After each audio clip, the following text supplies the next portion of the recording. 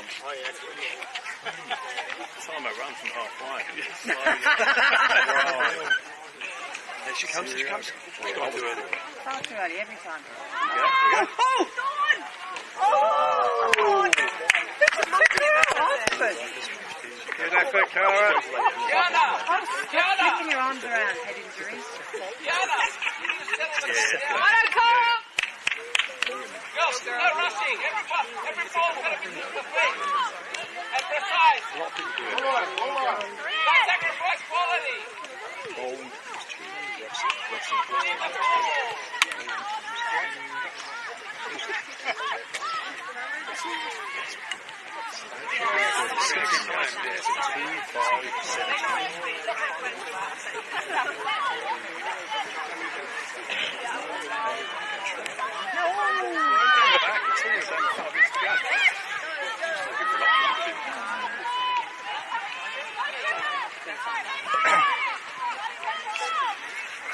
Yes, yes, baby! Yes. 5 minutes, 10 minutes. Not less by Brett. Yeah, no, that's... Go. Wide, full wider. Nice ball.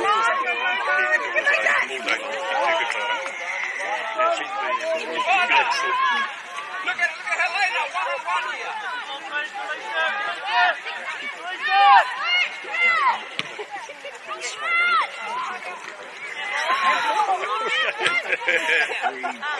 Hit it back, Cara, hit it back. Well done. That's all right.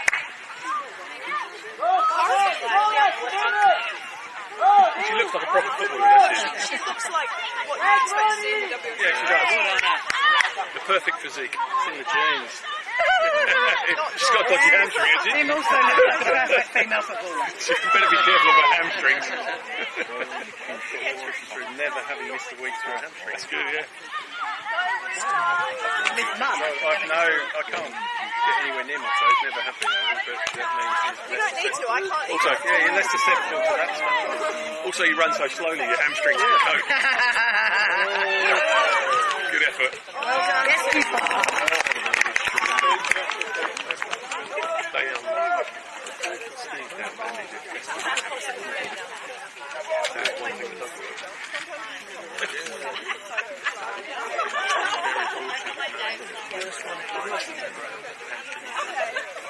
The worst one is when I played in Oxford for something from my B band.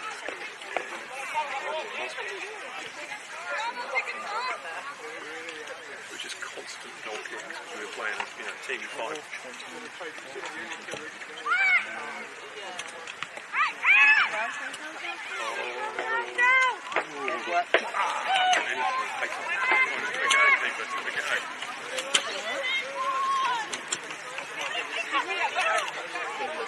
Overload on that side.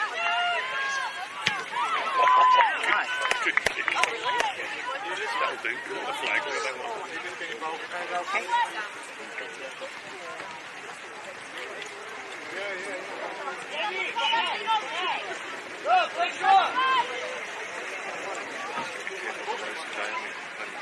Yeah, they do.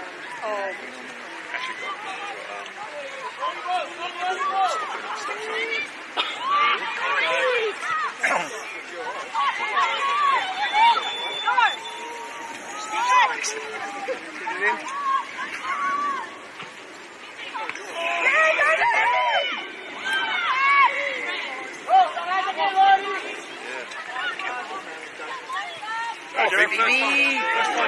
That's it.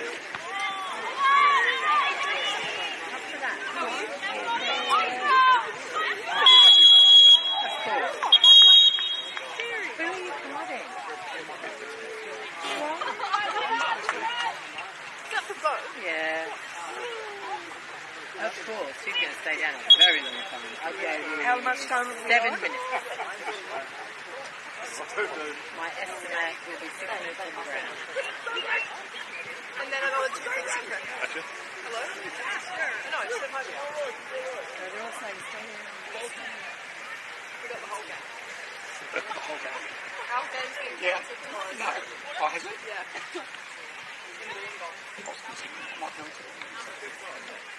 So what was it? Their grass field is still wet from the rain. Only senior. Yeah, they moved to synthetic, but then the club didn't want to pay for the league to play on synthetic as well. So Shaz offered them home one, and they said no because that means we get the home ground advantage. So they don't want to. So then midweek, we're here around midweek. Wednesday at like 7 p.m. Well, they'll take the punt that you guys would default going down midweek. Oh no, Shaz defaulting on nothing. Well, she better arrange a bus then. Shaz will get a mini bus and she'll drive. Which is good because you can go through drive-through in order. 20. There's nobody parking the bus.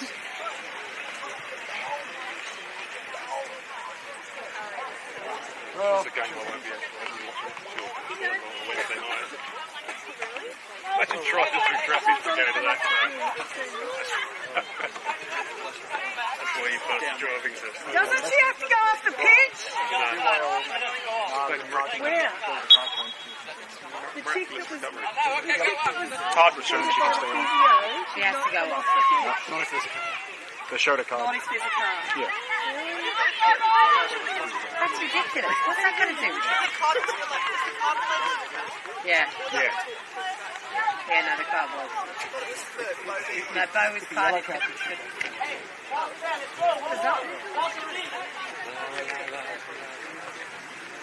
We're either injured or you're not. Where's that then? Basically, we stop people going. Yeah. Good clarification.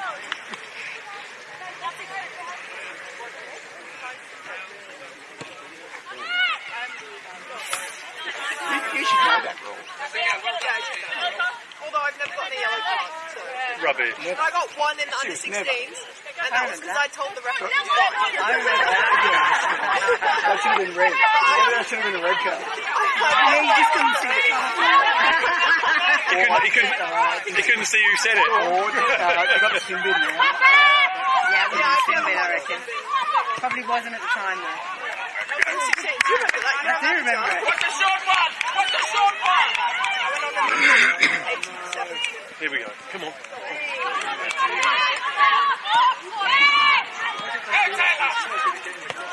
I'll be going down the court like it. Keeper. Keeper's ball. Keeper's ball.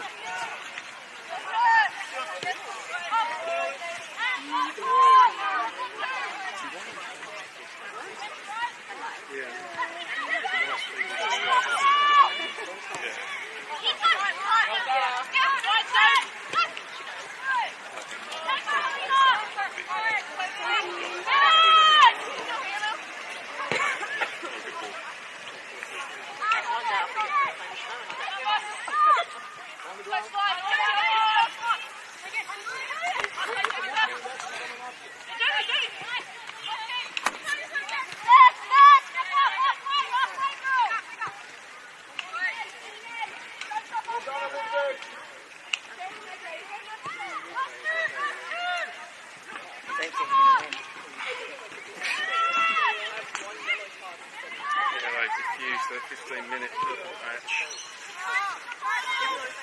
Yeah, just need to get one then. One then could be three. Wonder in this half, it hasn't spent a lot of time down.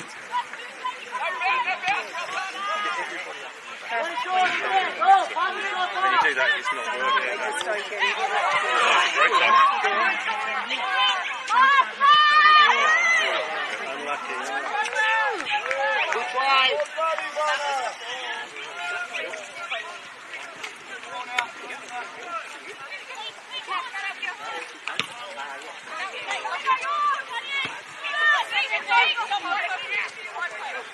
Go, Speedy. Go, around her. Go in the middle, Sophia.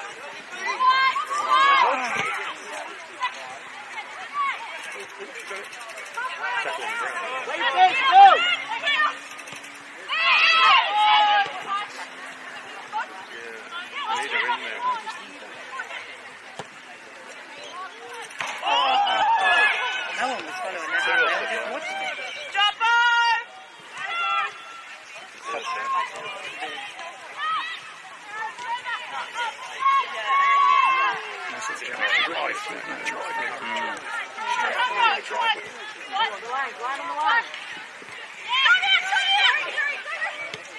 That's good. No one with that.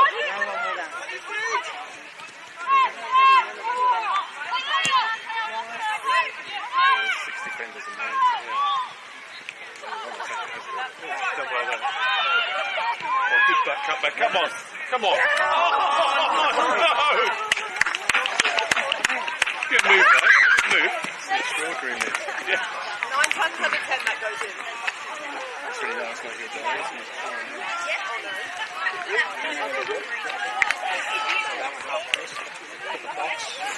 The box on the player.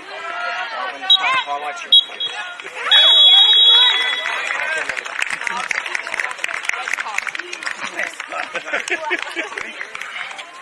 Take a happy. The candid one, Sasha. Well, we've never gone in for them today. So, Jeremy, did you take any snaps of the melee at the end of the game the other day? For the 18s, I heard about it. I didn't. I was over at number 2. What the hell happened? Tell me. I haven't heard the full story. I think they all got a bit tense at the end. A bit of time wasting was happening. And then one of the girls took umbrage to Shaz trying to shake her hand, and she pushed her, and then they pushed each other, and then the whole crowd, and dads came out of the crowd and jumped around. Oh, that's not good. No. Yeah. But it was their dads, I believe. It was after you guys, but yeah, it was just one of those things, you know, like, you don't see it very often when it's a melee like that. The girls? Yes. There's one for the Sharkies the other night. Red card involved, yes. Were the refs still on the pitch? Yeah, but they were in the sort of centre circle, and the melee was over on the bench, so it was hard for anything. Because they can still red card. Yeah. But there was one girl being held, one of the RPM girls, she shoved Shaz 2 hands in the back, and then one of the other girls decided she was going to get involved and come and help. And they were holding her back by her shirt, you know what? It was all a bit ugly. You'll be able to work out who my friends were based on. Okay. But I reckon someone deleted video quick. For 18s, clubs are known to do that. But I think, yeah, both clubs would have had the videos, so the footage is there. Yeah. They're both up, but there's an inconvenient how much think do we get for it?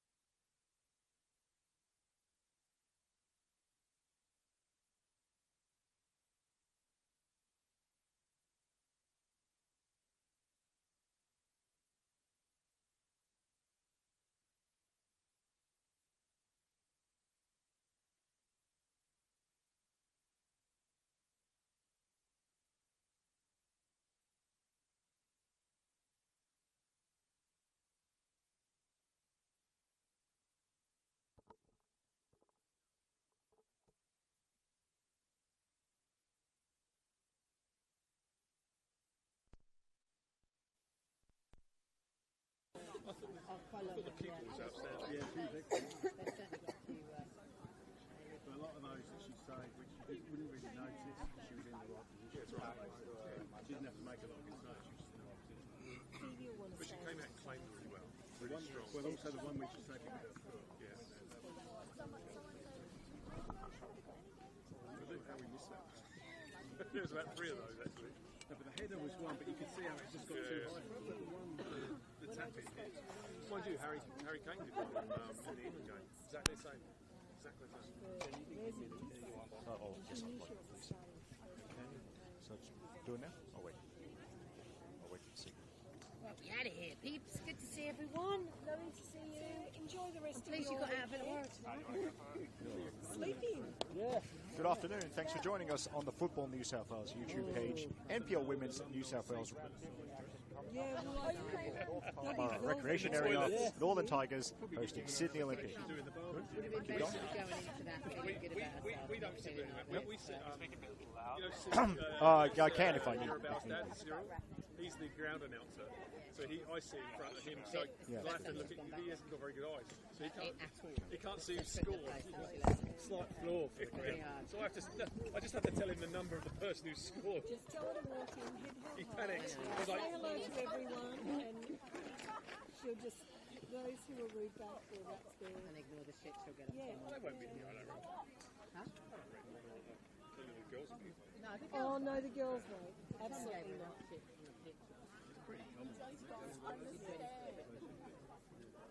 be hard to get back. Wheelchair. Yeah, well, I mean, it's such a. Everyone swaps and changes and moves around.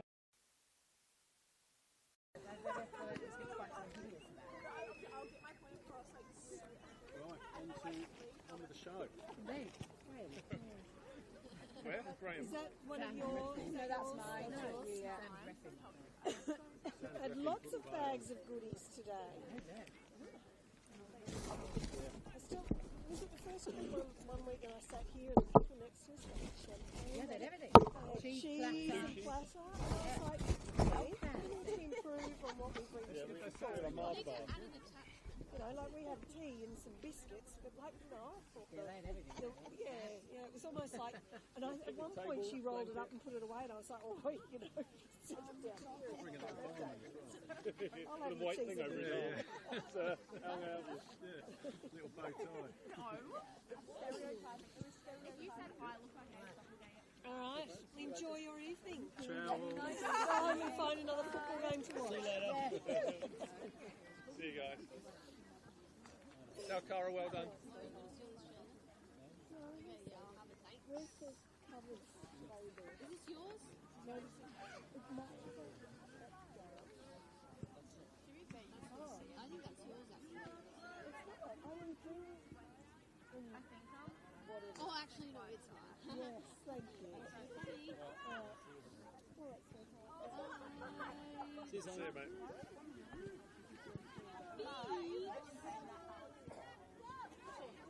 Myself, Yes. I won that at the. Did you see the watching event? I won that. Right. Is that in Melbourne? Yeah. So they asked everybody to wear a watch their own. That's special for them. I wore one that my dad won a year ago, and I think on the night and won that watch. Yeah, but well, it was because it was Melbourne.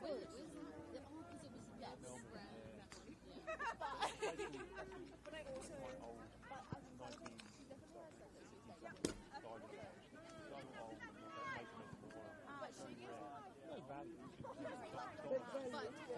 sentimental. But like, I feel like I feel like it's the way that we talk. I reckon it's the way that we talk. They had the pro guys doing photographs of you as you came in.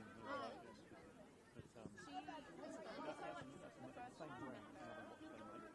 It's inspired by a Porsche dashboard.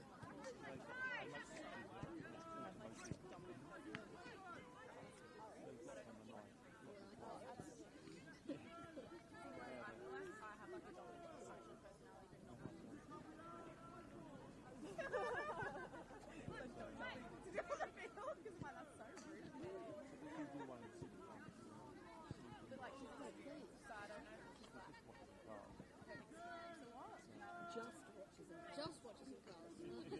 That's like the whole world. So that's the range, that's the blue one. Yellow one and red one. These two guys on the brand. They're just two guys. It was a micro brand watch event, so it was people that it wasn't the big fancy Swiss watches. It was like people who, just like you, like like watches, like a car, put some design into it, have it manufactured somewhere. So that was quite cool. But I was down there scoping out whether we want to do something for Chrome Temple, because they hosted it at a similar place down there. Well, at least you know they're kind of waged there. Yeah, it worked, but they had 250 people, and I don't think we can get 250 in our warehouse. No, probably not. So what? You'd have to be Well, also, the people that were at that watch event probably weren't the same customers as Chrome Temple has. They're slightly different value proposition. So what I thought I'd do is I'd do the event again here in Sydney, but with the Swiss brands, well, Rolexes and the Omegas and the. But it's fun. But there's a couple of events coming up. Yes, well, please, if I can get a sneaky invite, I'll be there. Lex is doing more drive days, and I can't get anyone into those because you've got to bring your own car. Yeah, I can bring my Honda Jazz, but I don't think anyone really wants to drive. I don't like the drive days because he's really only doing it for our existing investors, and it's like, well, they're already friends of ours. Yeah. Getting to the wider people. I think it's just his own personal preference. Yeah. The drive day with his mates kind of thing.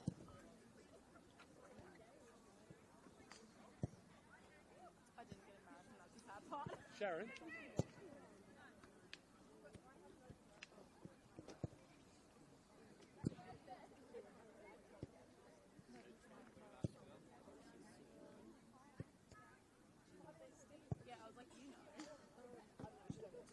Sharon said to me, we've got to go straight away after then because I need to get back for an appointment.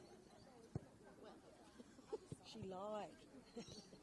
Well, no, what it means is she'll realise the time in a minute and then she'll start panicking.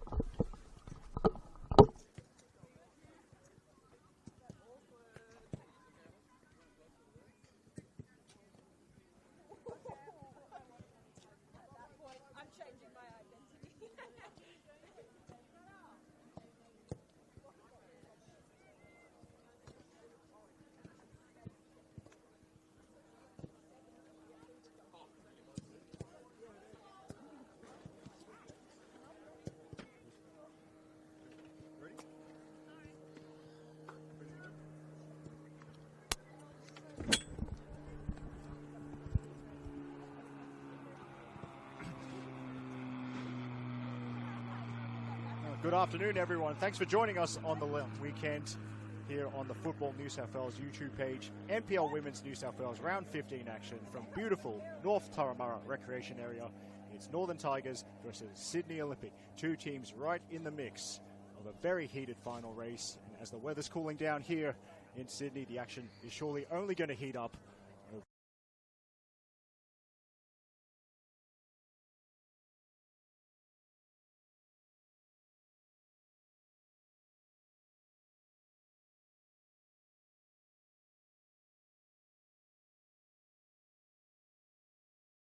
Of entertainment here on this Sunday afternoon. So it's usual kits for both. The Northern Tigers in the predominantly white kits with the green stripes on the front. Why would a team named Tigers wear white and green? I'll tell you about that little history later on in the game. But yes, white and green for the Tigers. And it's the predominantly blue kits with the white pinstripes for today's visitors, Sydney Olympic. Today's referee is Alana Zick. Talented young woman who's doing the Hillshire proud. We love to see it. She hands the ball to Izzy Gomez of Northern Tigers. And only a few seconds away from the commencement of action here. And there's the whistle. Away we go. By the way, Alana Zick assisted on the near side by Rowan Fisher, and the assistant referee on the far side is John Garcia. Love a shout out to the 13 match officials. I'll take you through the two lineups at the appropriate break in play.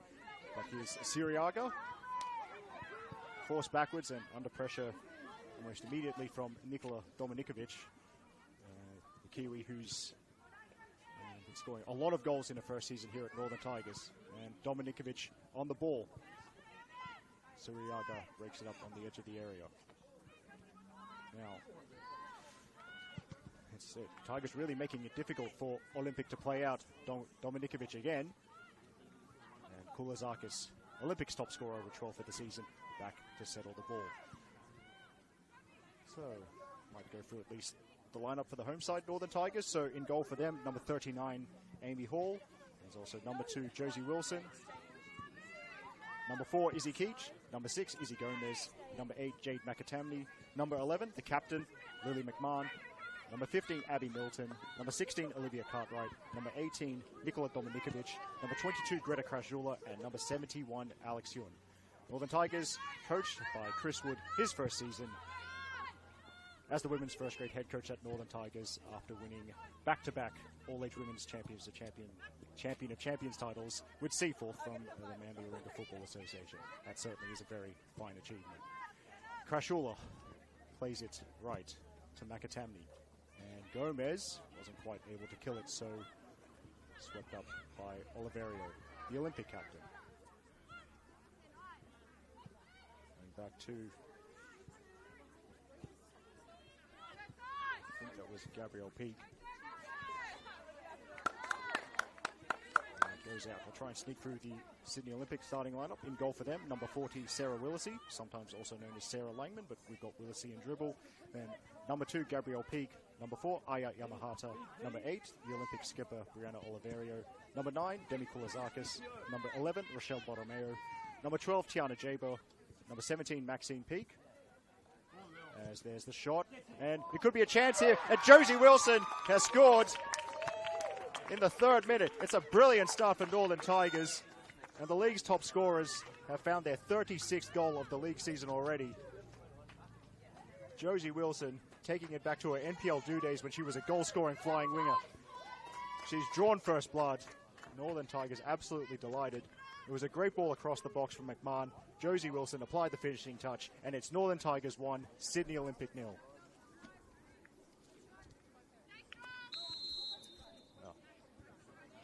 For everyone to catch a little bit of breath. I suppose the rest of that Olympic lineup, so I got up to number 12, Tiana Jaber, the rest of them, number 17, Maxine Peak, number 19, Lauren Keir, number 25, Priya Suriaga, and number 27, Taylor Ray. Olympic, also led by someone in their first year as the women's first grade head coach at their club. Now, here's a chance, and it's lobbed in, and we've had 2 goals in the space of 60 seconds. Maxine Peak, an absolutely clinical finish. Floating the ball over Amy Hall, and the touch on that chip was the kind of thing you might see at the golf course next door to North Taramara Recreation Area. Just a delicious little chip. And we've had 2 goals in the opening 4 minutes. Plenty of action for today's photographer on Football New South Wales duties, Jeremy Denham. He's a great photographer, is Jeremy. I sure hope he's caught both of those goals on both of the celebrations.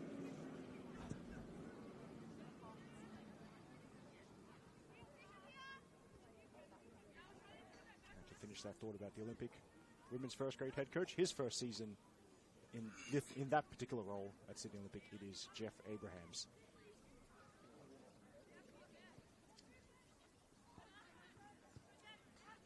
I said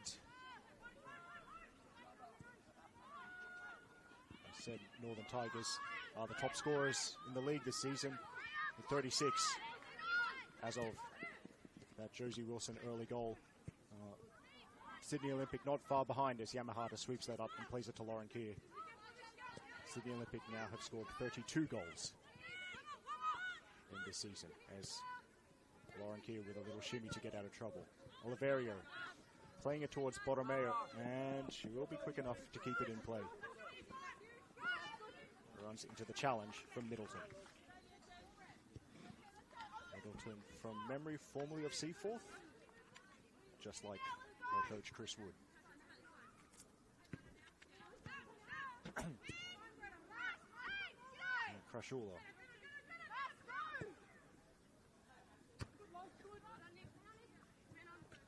Gomez. Broken up by Kulizakis. Suriaga looking for the pass. Covered by Alex Young.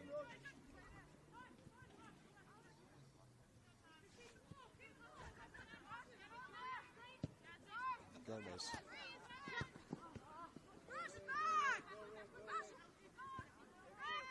Middleton's pass broken up, and there's Taylor Ray. Back to Yamahata.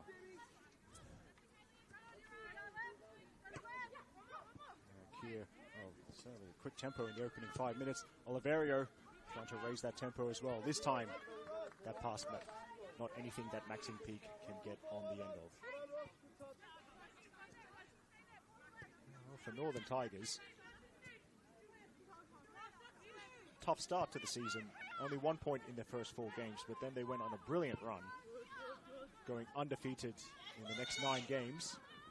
As Sarah Willisey is on sweeper keeper duties there. But Northern Tigers, in the 9 games between rounds 5 and rounds 13, earning 21 points. That's what's put them in a very strong position.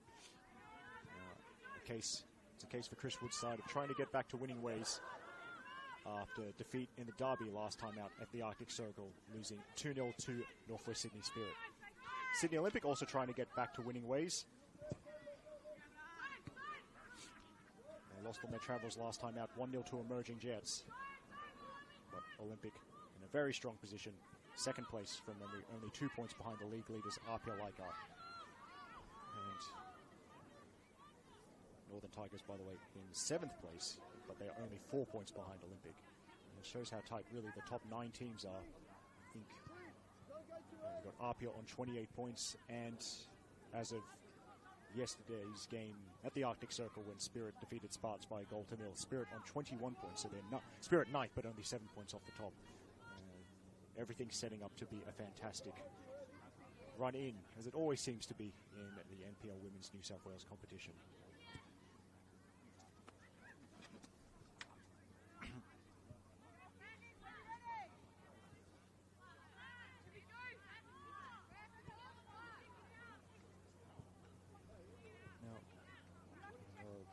Players.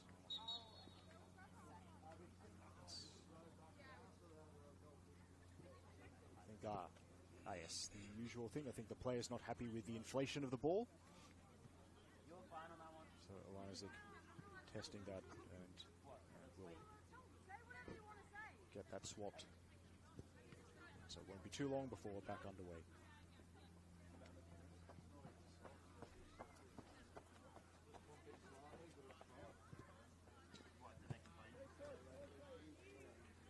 Now we're back underway with Lauren Keir. Tigers pressing high, but Olympic showing they're not too fazed by the high press from their opponents. Trying to avoid just bombing it long. Kulizakis having an excellent season in this, from memory, her second stint with Sydney Olympic. She did have a brief stint in 2019 in between US college seasons. That's Demi Kulizakis, a legendary figure at Texas Tech in the United States.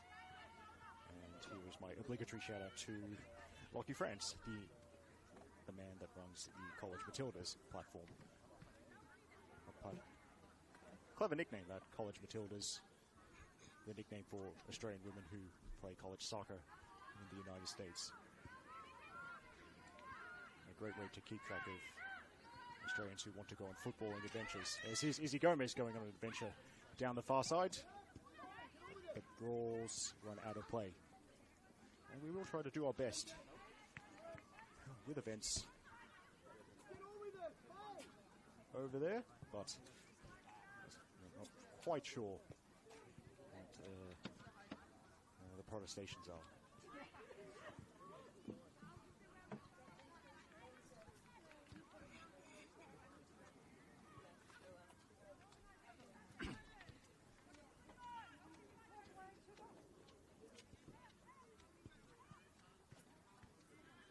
Kulizakis tries the flick.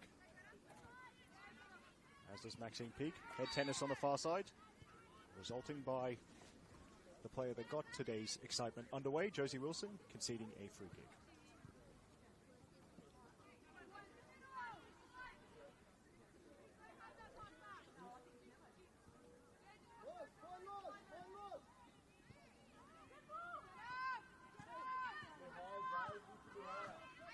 As Olympic go back to Willacy. Let's try and run through the two sets of substitutes. Diagonal pass from Willacy. Nice pass, a nice touch from Oliverio. Here, well, then Suriaga pressed immediately by Cartwright. And then that Tigers, the genesis of a passing move broken up by Gabrielle Peak. Now, Koulizakis has a few options in front of her, but there's a lot of white and green in front of her as well. Borromeo shakes off Izzy Keach.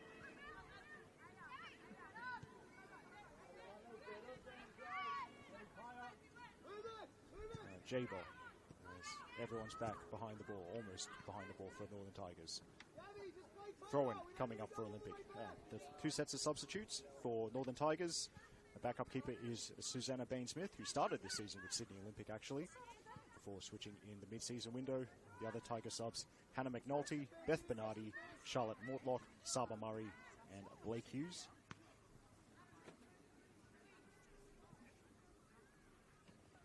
For Olympic, only 5 named on their bench. It's one towards the middle and headed away by Crashula. Sayaka Koyama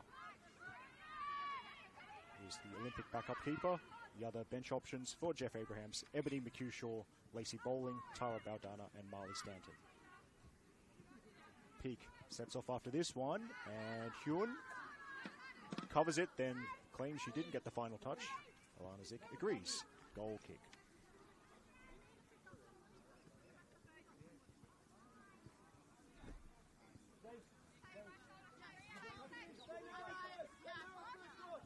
These two teams that got longish memories of this competition. It wasn't too long ago that these two clubs were in the second tier, back when it was known as NPL 2. Northern Tigers promoted after a successful 2016 campaign. Now they're really a firm fixture in this competition. Sydney Olympic promoted after the 2018 season and pretty much immediately became competitive in the top tier.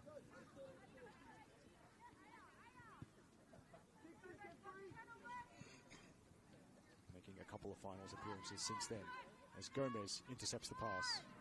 1-2 with Dominikovic. Back to Crashula. While I'm in the mood to do US college shoutouts, Greta Crashula back at Tigers after spending time at Virginia Commonwealth University. I think that's what VCU stands for. Offside. Flags up from John Garcia. Oh, my bad, no. Sorry, Rowan Fisher is on the knees.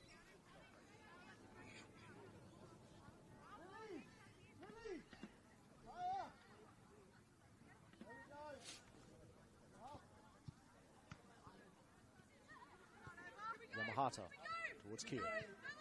There's that high press again, and this time a little dividend for Northern Tigers, who certainly haven't been fazed by conceding less than 60 seconds after scoring. So if you've just joined us, because we're near the quarter-hour mark, Eric Subihano here on the mic from North Taramara. The score is 1-1. Josie Wilson scoring in the 3rd minute to open things up for Northern Tigers, followed immediately in the 4th minute by the equaliser from Maxine Peak. That is Maxine Peak's 9th goal of the season. I believe this is Josie Wilson's first of the 2024 campaign, what we just saw in the 3rd minute. Gabrielle Peak, longer pass towards Maxine Peak. And then, Hall's got to hurry. And, Peak charged it down, so Hall still having to scramble, but ball still in the box. And the youngster uses the gloves.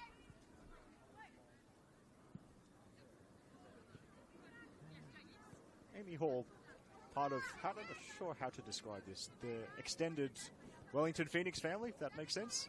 She did train with Wellington Phoenix during their inaugural A-League Women's season in 2021-2022, that summer.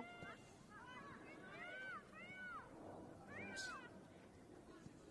this was when Wellington were based in Wollongong due to COVID restrictions for the entirety of that season. By the way, they did that in both A-League Women's and A-League Men's. And Amy Hall, if my memory serves me correctly, there was Lily Orfeld was called up for international duty with New Zealand, meaning that, well, Wellington were short a keeper. They tried to sign Amy Hall, but they were not allowed to because of FIFA restrictions, as Amy Hall was not yet 18 at the time. FIFA restrictions meant not allowing international transfers for players under the age of 18, although Amy Hall was from Sydney, and as I said, Wellington were training in Wollongong. So even though she didn't have to leave the country, the rules applied, which is, well, it's a little bit silly. Now, ball allowed to bounce with the confident shout from Willisey, and Keir knew to leave it for her keeper. Now she's on the ball. Before the pass goes astray. Also, there's two. Now, in case you're wondering, oh, who was the backup keeper when Wellington only had one keeper available? Well, that was a young defender or winger named Charlotte Lancaster, who agreed to be the backup keeper for one game. Charlotte Lancaster now plying her trade for Apia Leichhardt, the league leaders, where she scored 7 times this season. Lancaster, part of a very talented squad that is going to be in action quite soon, because it's the first women's competitive game back at Lambert Park for Apia Leichhardt after they've used Leichhardt Oval for the majority of their home games. Also, I think have used Valentine Sports Park a couple of times. Koulazakis looking for Maxine Peake, broken up by Alex Ewan, but then Koulazakis, two former Wanderers tangling there. Koulazakis wins the free kick. Yes. It's about to kick off at Lambert Park between Apia Leichhardt and Gladesville Ravens. And you'll see Charlotte Lancaster is one of the many talented players on that field. Shout out also to last year's Player of the Year and last year's Golden Boot, the player they call the Queen of Blacktown, Ashley Crofts, who is once again Apia's leading scorer and has scored 40 goals in for Apia in 1.5 seasons. Quite an achievement. Anyway, enough about my friends. Back to this game. 2 in the wall. Wait, actually, no, my apologies. 3 in the wall.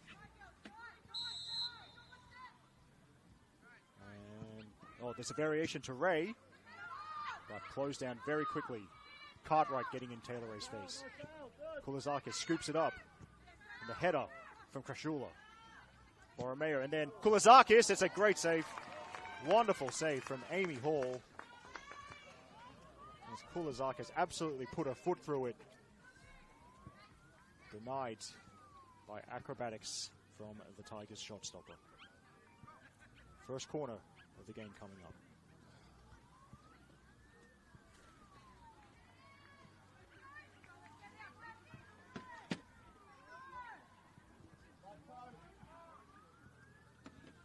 Koulazakis by the flag to take the kick. Hall gets one hand to it. Maxine Peake lines up but can't double her tally for today. It lands on what Tigers faithful call the cop, the hill behind the northern end of the goal. Yes.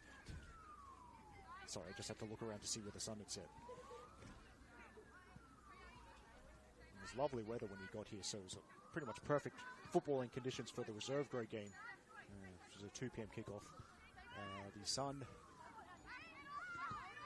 is now behind the trees that are behind our filming position, and it's going to get very, very, very cold before this game's done.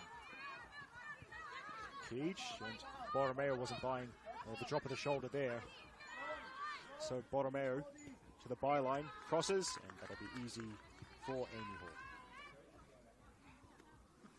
I mentioned the Apia Ravens game that should be getting soon underway. And also, there was the game yesterday that I called from the Arctic Circle, Spirit defeating the Spartans by a goal to 0. The 5 other games for this round. So 4:45 p.m. kickoff as Olympic give away the free kick. 4:45 p.m. at Valentine Sports Park between Football New South Wales Institute and Bulls FC Academy. It's 2 kickoffs at 5 p.m. Emerging Jets versus the University of New South Wales from Lake Macquarie Regional Football Facility. Jets looking for 2 wins in a row, of course. That game is called by Ashley Borg. Great to have Ashley Borg join our commentary team for this season. As the majority of us based in the Sydney region, very hard to find people to go up to Lake Macquarie for games. Great to have Ashley on board. Willisey playing it forward. It's the combination of Nakatami and then Gomez trying to settle it. Now Suriaga out wide. I think that's Gabrielle Peak. Then Koulizakis looking for the return ball. Strong run from Gabrielle Peak. And the cross is snaffled up by Amy Hall. Yes, Emerging Jets versus UNSW, one of the 5 p.m. kickoffs. The other 5 p.m. kickoff at the Sydney University football grounds. It's Sydney University versus MacArthur Rams, the most iconic matchup in New South Wales, on football New South Wales competitions, I think, as those clubs have played so many big games down the years in women's football, including a couple of grand finals. Lots of famous players have played for both teams. As flags up. Flag is up. Offside. Thinking of former Sydney University players, I mean, the most obvious name that springs to mind is Tori Tumeth, in my opinion, the best defender in the country, and now an A-League Women Championship winner with Sydney FC. Also, Tumeth deciding to spend the winter with Sutherland Strikers in League One Women's. They will have a match of the round, a stream game coming up next week. Famous MacArthur Rams players. Take your pick. Teresa Pliers, Kylie Ledbrook, Renee Rollison, and so on.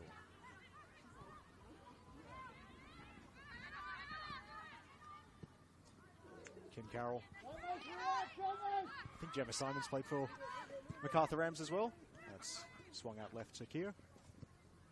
Lauren Keir's also played for MacArthur Rams, by the way. Taylor Ray, and Taylor Ray hasn't played for MacArthur Rams, but Ray not able to find Oliveria.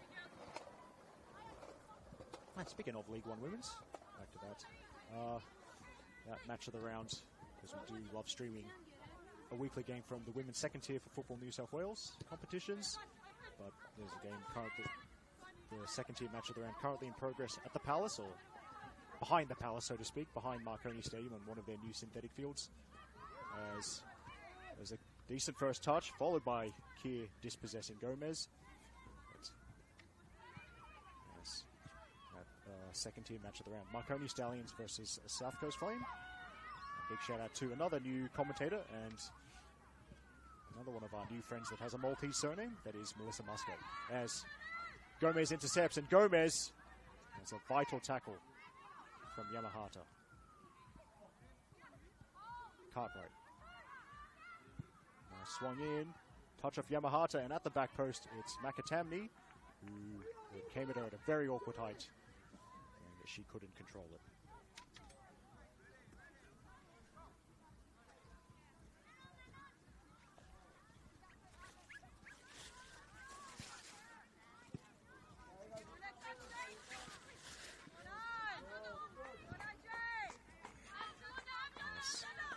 My group chats it's good to see. We've seen a little screenshot from the action between RP and Ravens, and it's great that we're back at Lambert Park, such a historic venue. Shout out to Lambert Park. Shout out also to Joe, the legendary Lambert Park barista, and in my opinion, the best barista in Sydney. Floodlights starting to warm up here at North Taramara, as that will be a goal kick.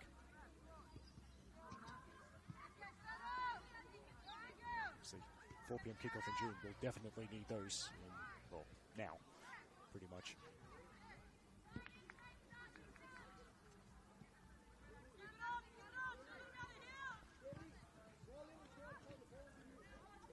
Keir, pressured. And then last touch off Northern Tigers.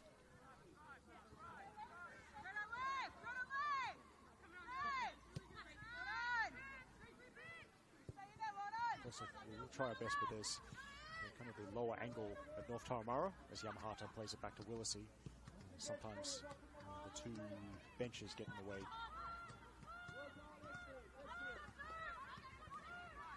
Luckily, it's not my first time here. I am used to this kind of thing, as Hyun trying to cover against Maxine Peak. Last touch is off Peak for a goal kick.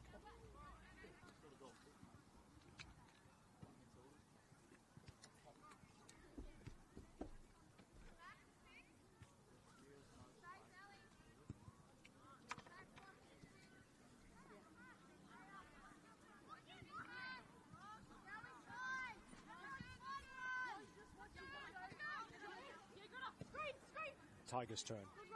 Bit of a role reversal compared to what we've seen a lot of in the opening 26.5 minutes. Tigers trying to play out from the back while it's Olympic pressing high. The two number twos going eye to eye for a little moment there. There's Krashula under pressure. Now Taylor Ray for Olympic. Gabrielle Peak stopped by Josie Wilson.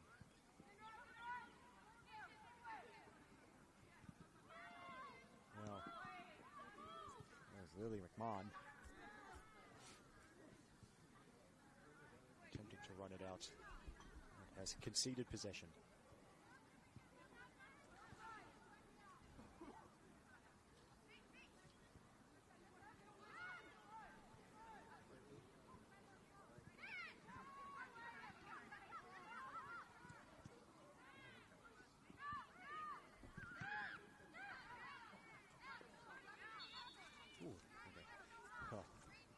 Garcia assisted on the far side with the best view and waving his flag in the direction of the Tigers.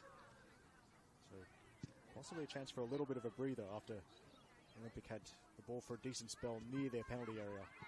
Tigers not letting them through. Now Makatamni putting the pressure on Yamahata. Willacy dinks it to Kier. And then Jade Makatamni getting the shouts of encouragement, I think, from Amy Hall. He didn't give that up. It's the less glamorous part of being a forward, having to press from the front. And at times it can feel like just a lot of endless running as the defenders play the ball around you. It's important to keep doing that. Now, it just escapes. And the run from outside to in, Lily McMahon made that.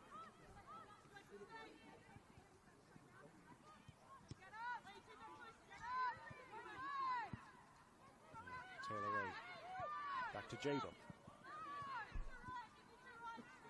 And then there's a chance maybe. Gomez shoots. Does have a good long distance shot, Izzy Gomez, but that was straightforward. Straightforward for Sarah Willacy. Bottom air, and his tempo is almost relentless. It's feels like it's only the two goalkeepers, Hall and Willacy, that have time on the ball, although even those two don't always have time on the ball. This game's going to be a very good test of players' technique and composure, as we'd expect from this competition. That's a great ball. The flag's up. The flag is up against Dominikovic. It looked for a moment like the Tigers would have a one-on-one opportunity, denied by the assistant's flag.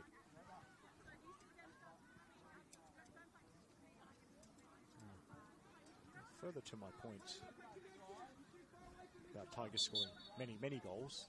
It's not the 35 in the league and then another 3 in their Sapphire Cup victory last month over Terrigal United from the Central Coast Association. So last week's defeat to Spirit, the first time Northern Tigers have failed to trouble the score sheet all season. In fact, their 3-1 loss to Institute as Borromeo attacks and crosses. Krishula with the foot in there, and Koulazakis. And Wilson plays it forward. Suriaga did well to stick a foot out, at least preventing a quick counter for Tigers. And now, Tigers work it back to Hall. Great touch from Taylor Ray, but then Makatamni immediately breaking it up. And the flick from Dominikovic. Makatamni has done well to hold it up, allow the support to come forward. Here's Middleton. Second time I've called the game with a Middleton this week after calling the Friday night men's game between Sydney FC and St George FC, which had... Now I've already forgotten which Middleton it was. Let me look at my notes. It's either Lachlan or Jared. Yes, Lachlan. It was Lachlan Middleton from Sydney FC. Though his twin brother Jared is also at the Sydney FC Academy. Now, Hewan bounces it off Gomez. Finds Wilson, far touchline. Now Gomez. Hewan. Broken up by Gabriel Peak. So Hewan trying to read the bounce. Did it well. Of course, sometimes it bounces a little bit differently on synthetic turf, but NPL women's being a competition where the majority of teams have synthetic home grounds. Sydney Olympic being a notable exception, but even so, all the players should be kind of used to it by now. Finishing my earlier thought about Tigers and their goal-scoring exploits is Yamahata. Very cool on the edge of the 6-yard box, drawing the pressure and then playing it back to Willisey. But whereas in terms of Northern Tigers not scoring multiple goals in a game, it's only happened twice. As Gabriel Peak attacks, Maxine Peak won't keep it. Yes, Pet. The Tuna lost the Spirit last weekend, and the 3-1 loss to Institute in round 4. The only 2 times this season that Northern Tigers haven't scored at least 2 goals. Past the half-hour mark here at North Turramurra. Eric Subihana here with the commentary for this round 15 NPL Women's New South Wales game. The score is 1-1 between Northern Tigers and Sydney Olympic. Josie Wilson with the Tigers goal, and Maxine Peak with the response for Sydney Olympic, as Middleton has given away that free kick. Now, if you want to talk about goals, Sydney Olympic, I mean, 2 results back-to-back that are almost unprecedented. It's not often that a team wins 6-3 one week, which is what Olympic did in round 4. As it's a sore one for Kulizakis. And I think we're going to see check on Kulizakis' welfare after that collision between her and Alex Hewan.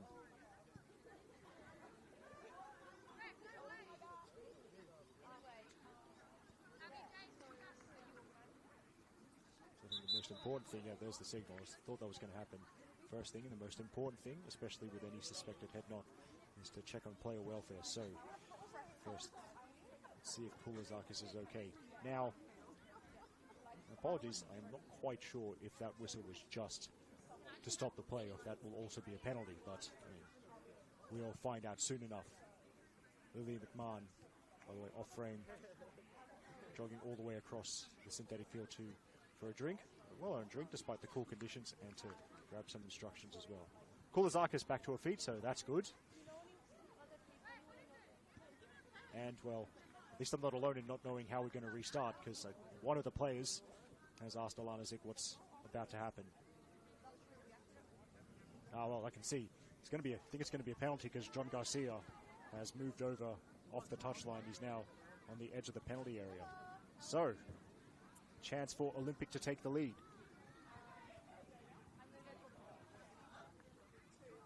This could be a pivotal moment in today's game.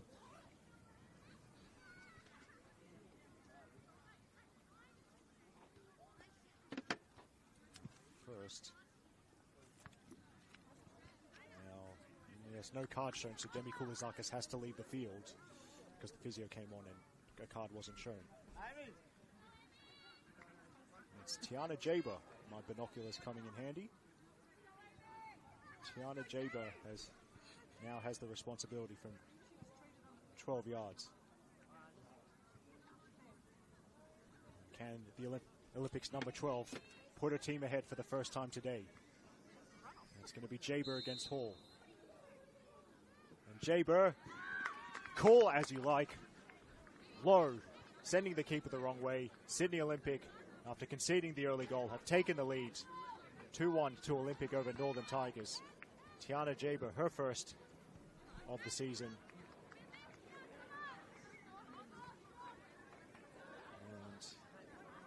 Jaber settling in well, joining Olympic after A-League women action in the summer with Wellington Phoenix.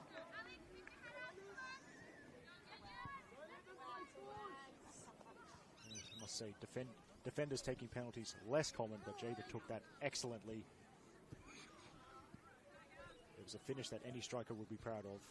And more importantly, Sydney Olympic now with the advantage on the scoreboard.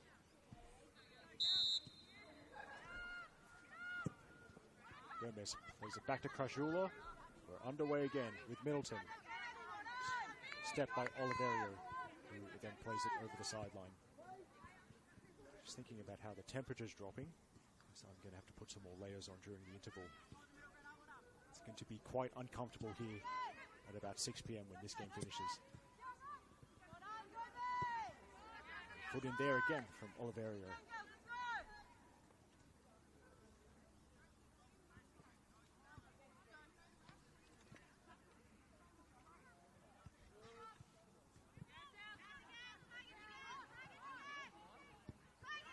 Tigers want a decision. Not going to get it though.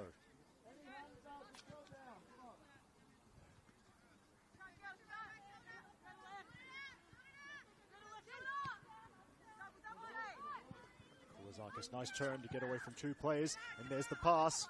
Maxine Peak, always a willing runner. Izzy Keach tracking the number 17. Kulizakis. Taylor Ray. And Borromeo couldn't reward Taylor Ray's supporting run as it's worked back to Amy Hall.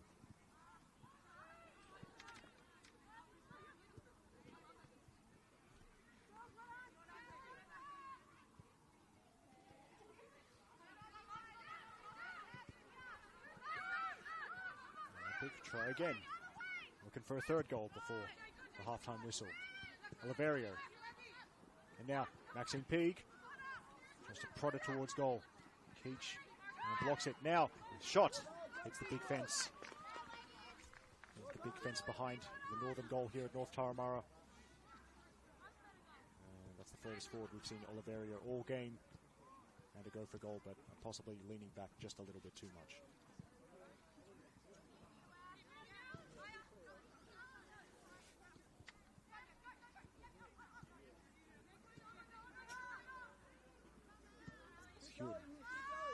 Tries to start things for Tigers playing out from the back. The blue jerseys are coming. Hall, longer pass. Oliverio takes over for Olympic. Now, McMahon taking over. Now, Hewen, a little bit of room. Thought about the long diagonal, which might still be on. And Josie Wilson, who's quite fast, is going to put the pressure on Jaber. Two of the goal scorers for today. And Jaber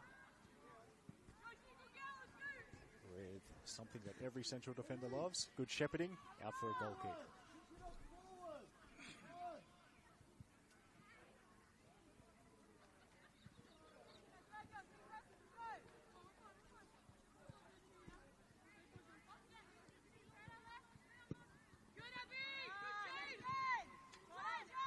Middleton this turn to get the encouragements. It's a decent ball, and it might have been a little bit of a touch which took it away from Lily McMahon, who was charging in at the far post.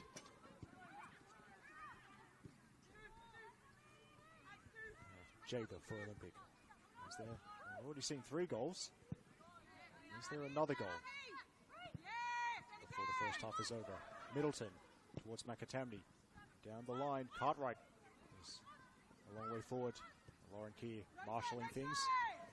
It's very good, calm defending. Now, Cartwright hasn't given it up. Keir, forward, finding Krajula. Wilson has moved inside to support, and that, I think that might have been Suriaga with a good tackle. Now, Oliverio, it's the early ball, it's too early for her teammates.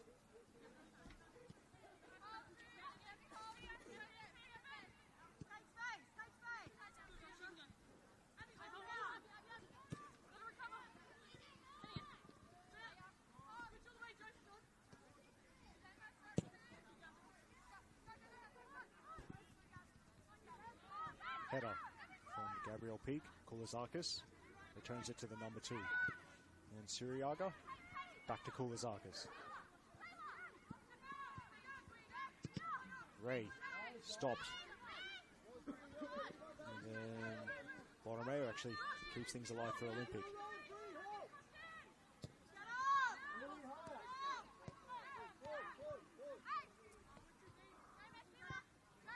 Ray finds Suriaga, and Suriaga, it might break for Maxine Peak, and it's a shot. It's in. Maxine Peak has scored again. She's hit double figures for the 2024 campaign. It was first Taylor Ray involved in the build-up, then Suriaga. She ran at defenders, a couple of defenders might have put them off. It broke nicely for Maxine Peak. She slots it low. Northern Tigers 1, Sydney Olympic 3. And after a shaky start, it's been a fine opening 45 minutes for the visitors.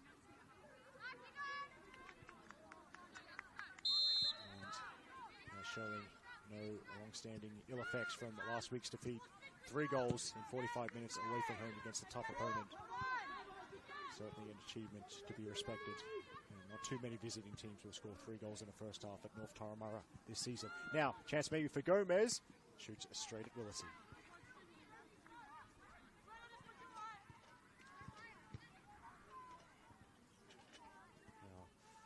Willisey is trying to hold things up. Well, I think Jaber fixes a bootlace. Of course,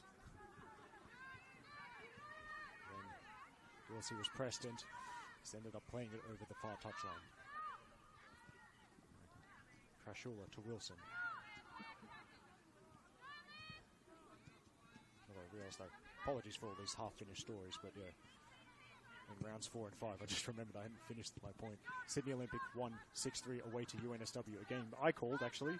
The following week, they beat Bulls FC Academy 7-4 at home. So, a 6-3 win backed up by a 7-4 win. That's the first time I've ever seen that happen. What it does show, Olympic score a lot of goals.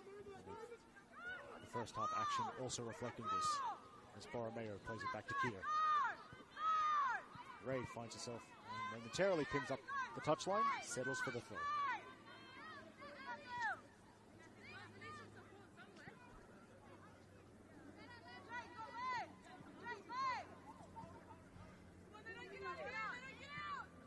Amy Hall telling her players not to let him out, and Greta Krashula heeds that instruction. Here's Krashula overlapping down the right. And a cross into Kier, corner coming up. And in the 44th minute.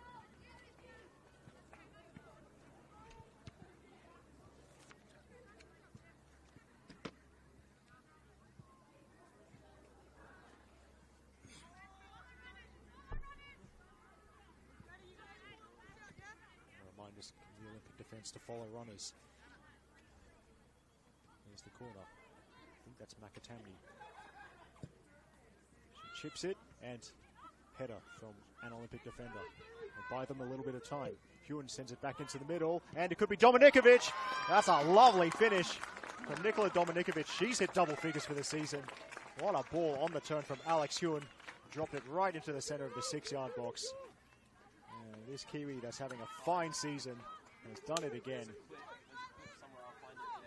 Nikola Dominikovic. Double figures by round 15. What a signing for Northern Tigers. What an impact she's had. 5 goals in this first half.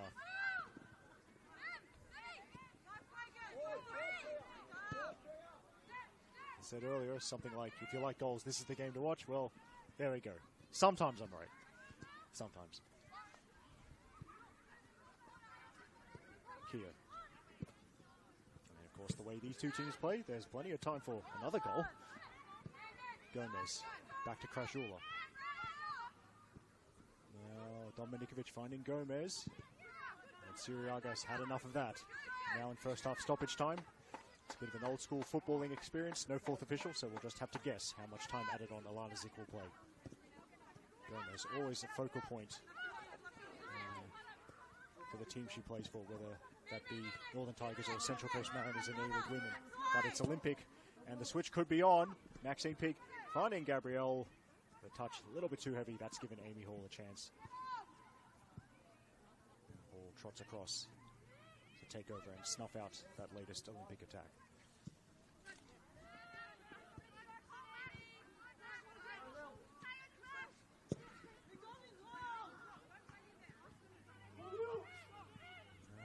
McMahon bringing the pressure on Jaber.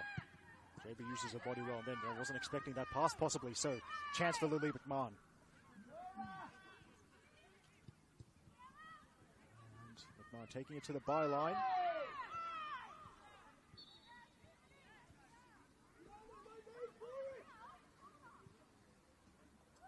Now, yes. Anna Zick thought about it, decision, and I know the refs are mic'd up, so either Rowan Fisher or John Garcia or both might have something to say here, but in first half stoppage time, Tigers free kick in a promising position.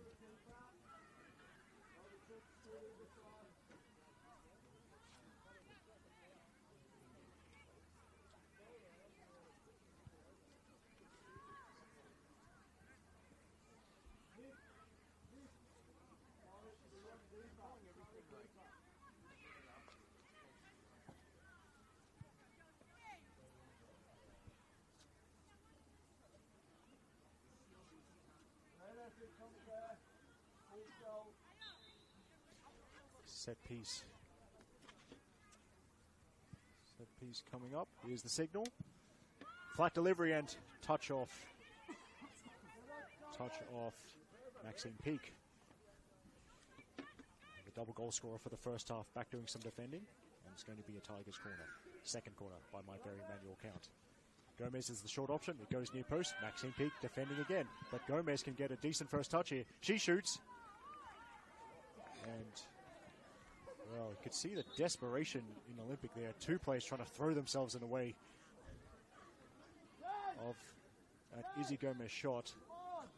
They might have been so keen to block that Izzy Gomez shot, they run into each other, but we'll have another stoppage, of course, adding to the time added on. As we've almost had 3 minutes time added on in this first half. See, everyone's up, and we can continue. In fact, we won't continue because that's the halftime whistle, and 5 goals in the first half between Northern Tigers and Sydney Olympic. Great entertainment for you on the June long weekend.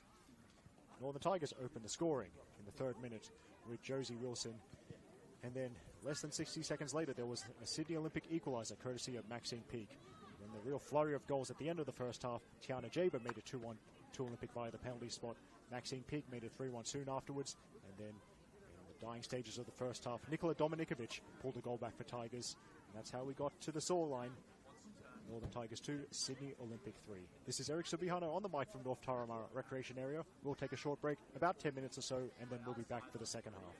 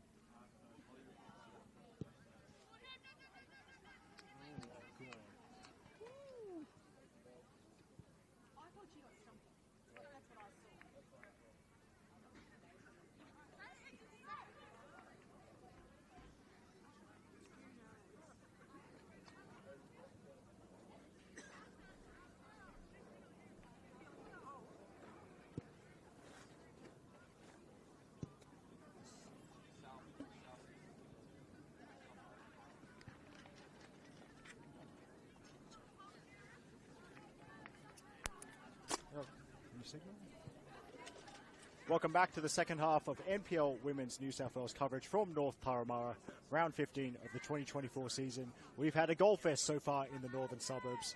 It's Northern Tigers 2, Sydney Olympic 3.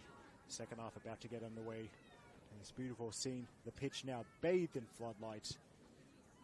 Let's see how many more goals are there in the second half.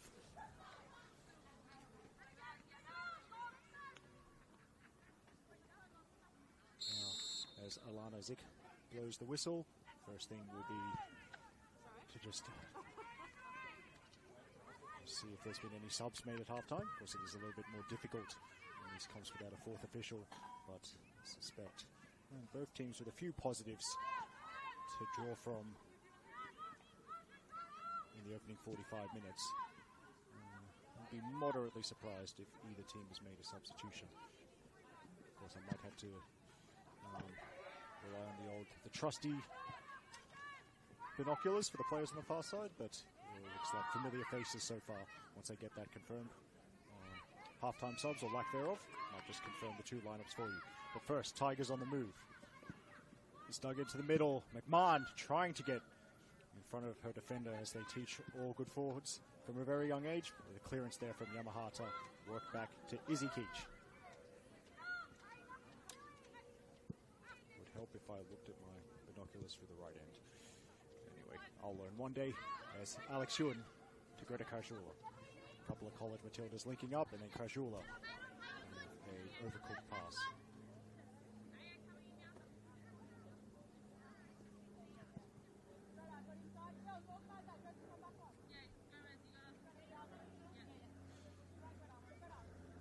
I'm confident enough to say that at least the Tigers haven't made any halftime subs. If I'm wrong, so be it. It'll be the first time.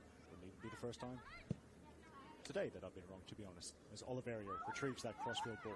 Nice distribution, as always, from Taylor Ray. Taylor Ray, the young woman who has had a chant devised in her honour by Sydney FC fans to the tune of Sail Away by Enya. Very clever from them. And now Kulazakis dropping a little bit deeper, and Gabrielle Peak charging after this one. She's found the lob, and I think that's going to go in. Gabrielle Peak, right at the start of the second half, restores the 2-goal advantage for Sydney Olympic. There's a sensational finish. And following in Maxine's footsteps, Maxine scored twice. Now Peak's on the score sheet for the first time in 2024. What a ball from Demi Kulazakis, dropping it right over the top of the Tigers' back line. Northern Tigers 2, Sydney Olympic 4.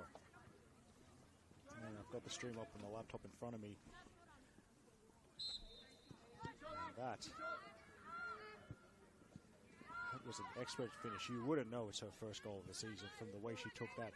Saw Amy Hall approaching and just floated it over the top of her and into the goal. I am writing down the goals.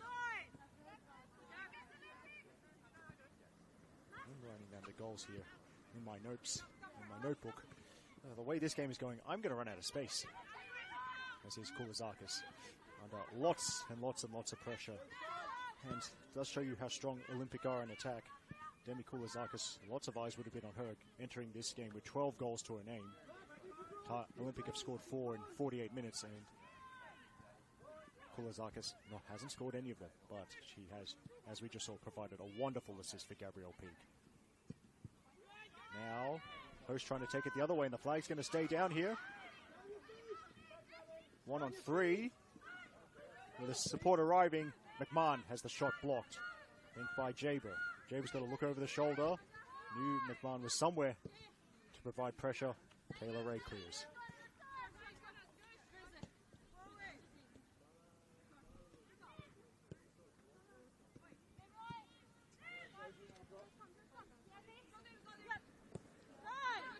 I suppose I think now 95% sure that there haven't been any halftime subs.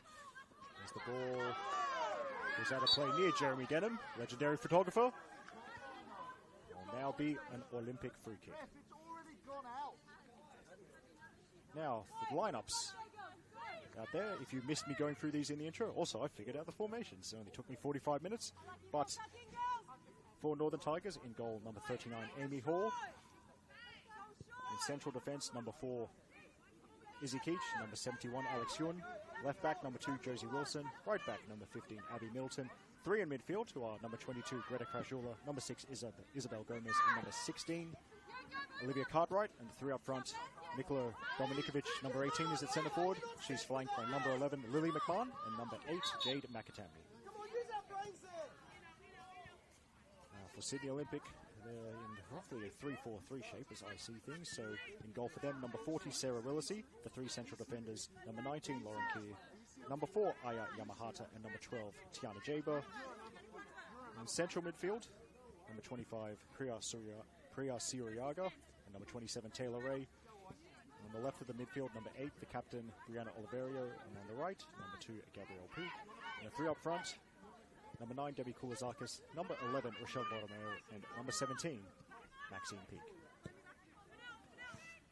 Of course, as I be a good company man and always remind you of things coming up on the various NPL New South Wales channels, look, keep an eye out for the NPL Women's New South Wales Team of the Week.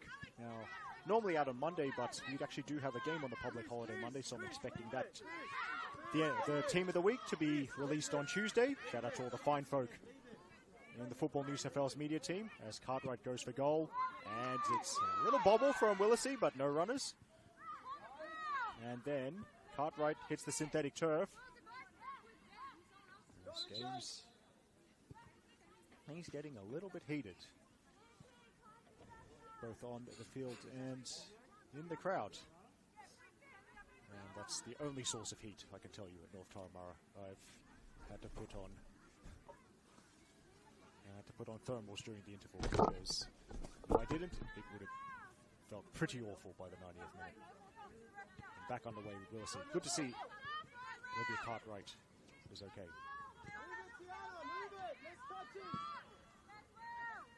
Now,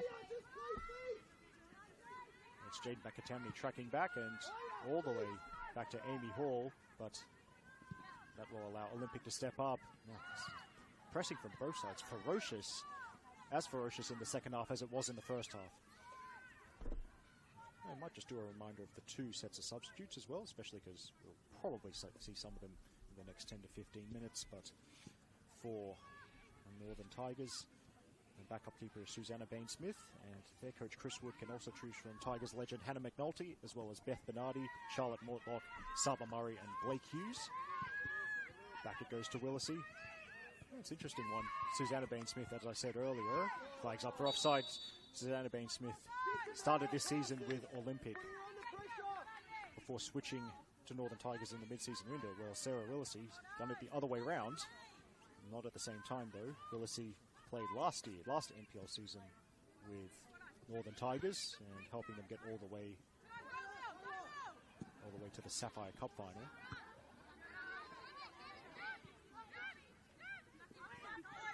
That's a foul by Isabel Gomez, and now Sarah Willesee, after finishing up A-League women duties, has decided to play for Sydney Olympic this season.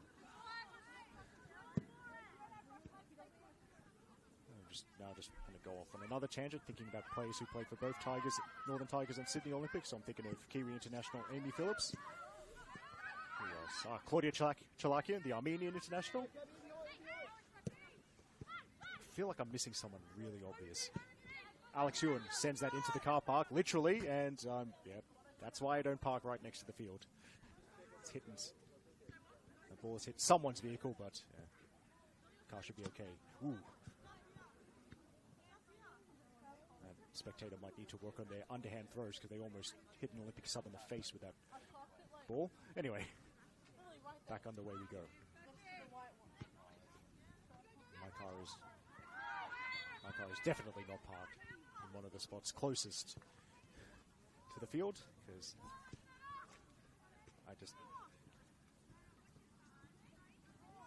I don't mind walking a little bit, a couple of extra steps to our commentary position. Olympic free kick. Koulazakis.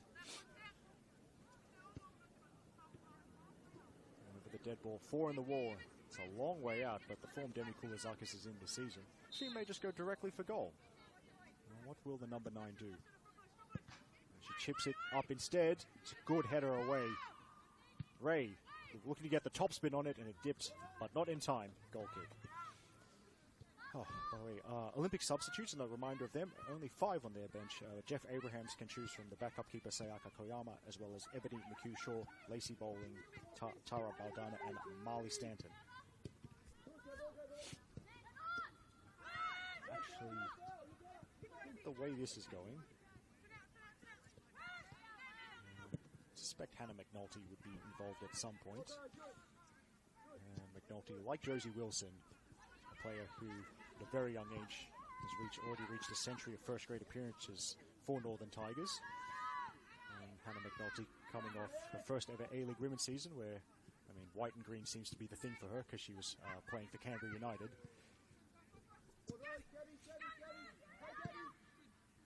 Koulazakis, it didn't even look new. Gabrielle Peak was making yet another run. Well, another wonderful pass from Koulazakis. Those two players linked up for the 4th goal scored by Olympic today. I feel like it won't be the last goal we see. There's still a thick end of 40 minutes remaining. Now, Gomez, I think that's Abby Middleton getting forward all the way from right back. She's battling with Lauren Key. It is Middleton. It's a great save from Willisey. Threw herself at that. It's a bit of a sore one for Middleton as well. Goal kick, and we're going to have a check. We're going to check on Middleton. Middleton saw the opportunity. There was a rotation. Plenty of synthetic turf in front of her, and she held down R2 and absolutely went for it. Gomez knew the run was there. Played a nice pass. And Tigers denied their 3rd goal of the evening because of great goalkeeping from Sarah Willisey. Again, you see playing up from the back with short passes. Taylor Ray. Poole was always under pressure. Back to Kier. Ray, first time. And see that almost like you can see you've got to be quick with the passes underneath the high press. They almost beat the first phase of the press Olympic. Tigers standing firm as Willisey's under pressure from McMahon. And Ray getting a lot of touches, as well as a vociferous shout of the ball from Tiana Jaber. Great vision from Taylor Ray, and now Tiana Jaber can free the shackles, if only for a moment. Gabrielle Pica. Jaber's going to join the forwards almost, and the touch of the hip is broken up there by combination of Wilson and Hyun, but also broken up illegally. In fact, there's going to be a card coming for Alex Hyun as well. I think that's the... Apologies if I'm wrong. I think that's the first yellow card of this contest.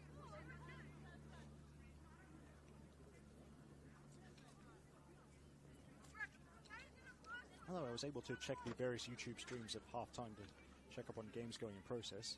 Or games that are currently in progress, just like this one. My apologies. Well,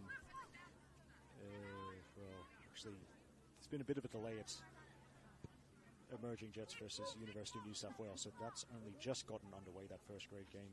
It's also goalless between Sydney University and Macarthur Rams. Last time I checked, Bulls FC Academy were leading by a goal to nil over Football New South Wales Institute, and it was RPL Leichhardt 2, Gladesville Ravens 1. And RPL Leichhardt have scored 2 absolute worldies there, and I encourage you to check those out after you watch this game. It's Koulazakis, little fake. Then she delivers. Decent, and almost picked out a run. Possibly Gabrielle Peak, possibly Lauren Keir. Apologies, my eyes aren't getting any better with age, that's for sure.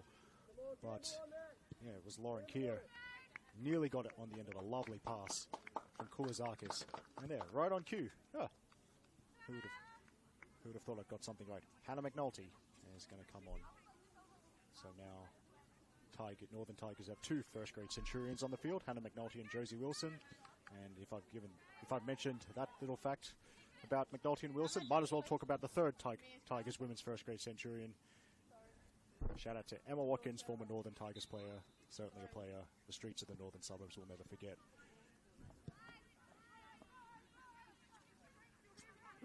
And by the way, the player sub, Jade McAtamney. So, I wonder, McAtamney was playing on the wing, which is one of the positions Hannah McNulty can play in. Let's see if that ends up being a straight swap. But now, the touch from Maxine Peak.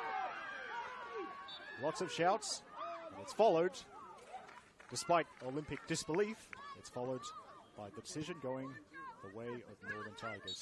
And Tigers wanted to get on with it. Understandable considering the scoreline, but I think Alana Zip just checking on Maxine Peak's welfare. Might as well time to use the binoculars again. Let's see if that player on the right wing is indeed Hannah McNulty. The answer is maybe for. Oh.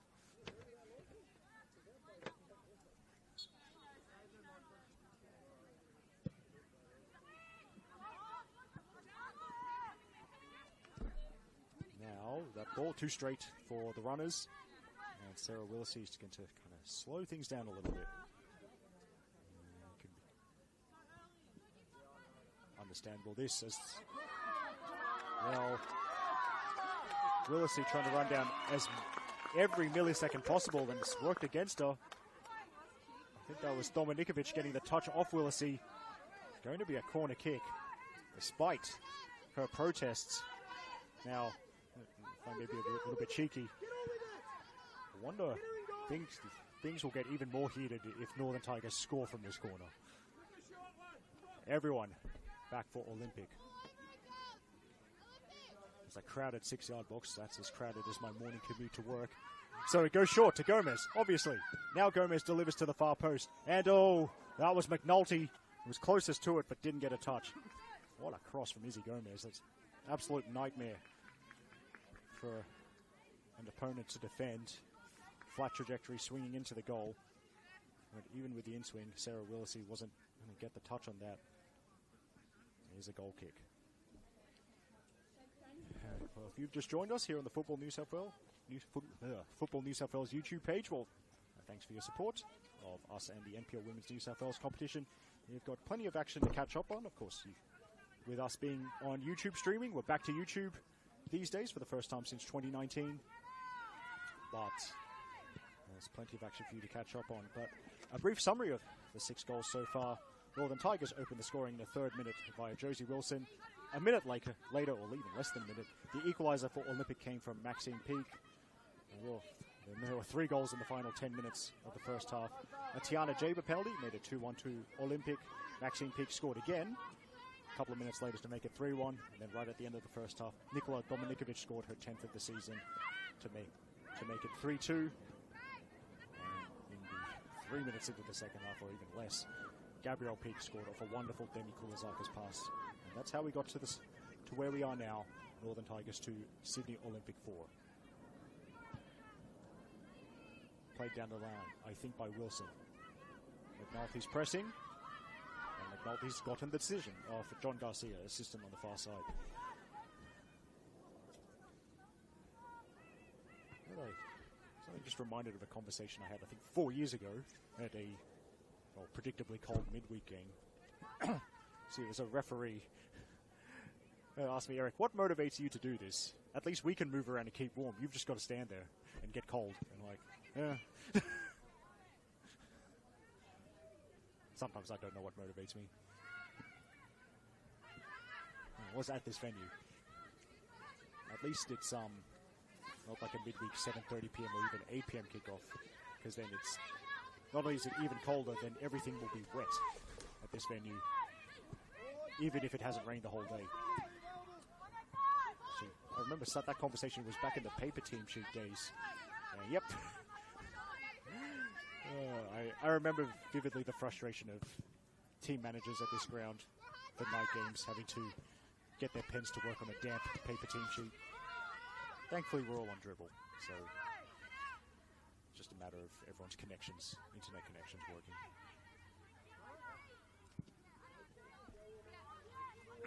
So over Lauren Keir, she has to hustle, and she works it back to Willisey.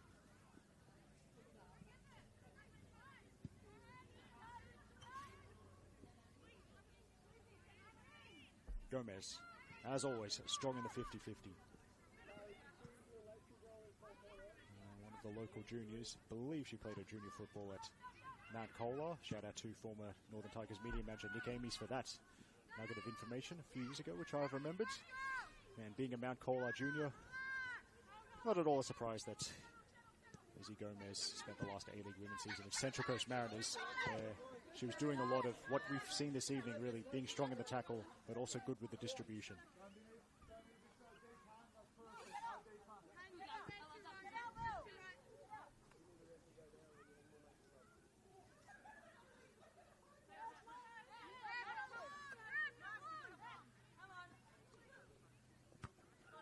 Header from Wilson.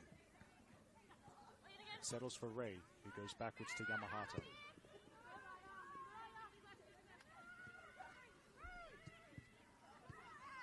One-two. Oliverio gets the touch. It breaks for Borromeo. Is this the fifth for Olympic? Rochelle Borromeo. It's saved, and it's cleared. Good positioning from Amy Hall. You might say it was straight at her, but goalkeeper's positioning is not an accident. You're standing there because it's the position where you're most likely to make the save. That's what Amy Hall did. It's been tough work for everyone out there. I think there's an Olympic player in blackface just stretching out some cramp, but she's clearly okay just cramping. So Northern Tigers with every right to continue, and with the game position, with the game situation, that's what they're going to do. Josie Wilson cutting inside. Now Krashula out wide. I think that's McNulty. Sorry, my eyes aren't that good. But McNulty chopping inside, looking for Dominikovic. Broken up by Keir. It spins for Cartwright. McMahon, drop of the shoulder. Then she shoots. Not a dip required, but it's a lovely move. Olivia Cartwright shimmy, getting rid of the defender, providing the shooting opportunity.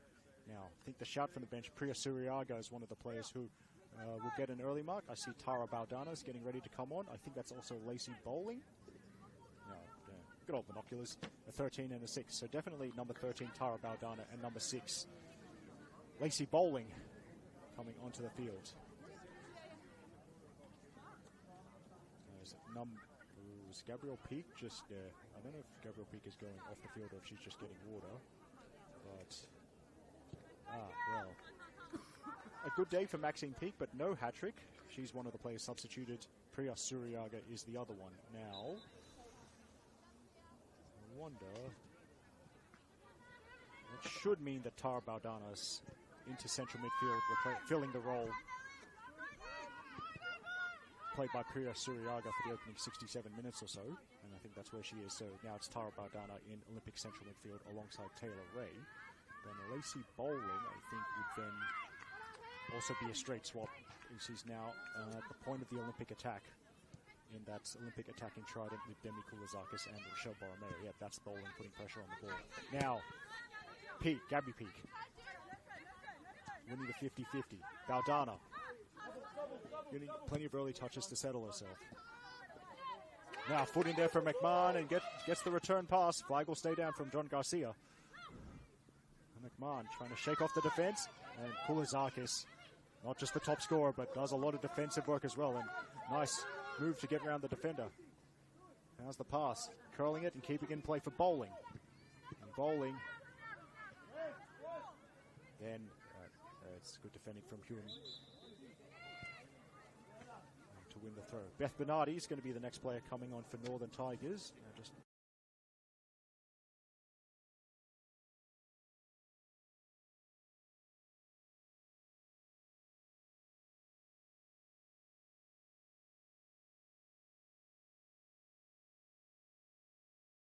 to central midfield. Now, I do know both Isabel Gomez and Greta Krajula can play as central defenders if need be. They both have actually played a fair few games as central defenders in NPL first grade.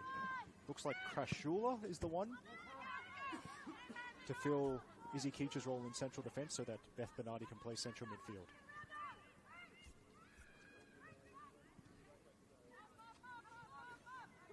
And I think right on cue, Krajula exchanges passes with Amy Hall.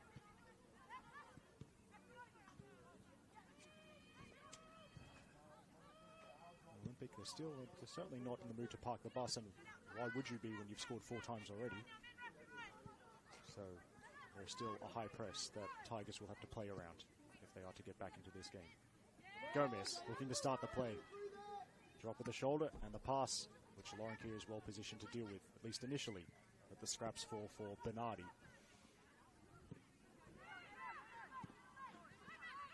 And Gomez again allowed to turn with her passing range. I think it would be well advised to put a little bit more pressure on her. And Gomez forward.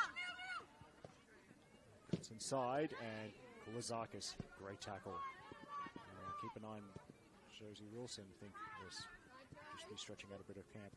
Also, Josie Wilson, like Hannah McNulty, just coming off the first A-League women's season with Newcastle Jets. Wilson, one of the players that helped the Jets reach the A-League women's semi-finals, as Sarah Willesee, this time not taking the risk of letting the Tigers player get right up next to him before picking up the ball. Yamahata, bit of a tumble, but will go on as Kulizakis chops past Gomez. Now trying to play the killer pass for Lacey Bowling, and Lacey Bowling's quite fast. She shoots, and it hits the net, the big net, behind the southern goal, not the net that she was aiming for. She was, to be fair, put under pressure. Good recovery run from Greta Krajula.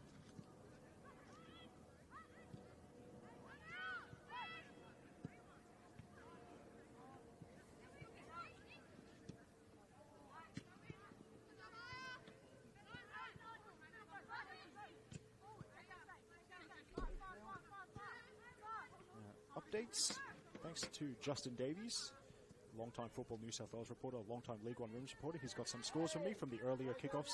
So in the match of the round, South Coast Flame proved too hot to handle. They've defeated Marconi Stallions by 2-1. And then also Mount Druitt Town Rangers have defeated Sutherland Strikers by 3-0. Now, good touch from Dominikovic. Good save. Who's the rebound for? It falls for Oliverio. 2 strong hands from Sarah Willesee. She got down well. Dominikovic didn't hesitate to pull the trigger, even with the acute angle. It's a nice save. It's a very nice save from Sarah Willesee. Just realized I have another half-finished story for you as Lauren Keir plays it left. Now that ball, that's not what Olympic need. As Gomez looking to pull the strings. Dominikovic, does she roll her defender? It's kept alive with Bernardi. And I think McNulty digs it in to the middle. So Jaber on the first header. And Gomez winning the challenge against Jaber. There's 2 players. What do they have in common? They both play for Western Sydney Wanderers. They both play for Wellington Phoenix as well. Long range shot, not going to drop in time.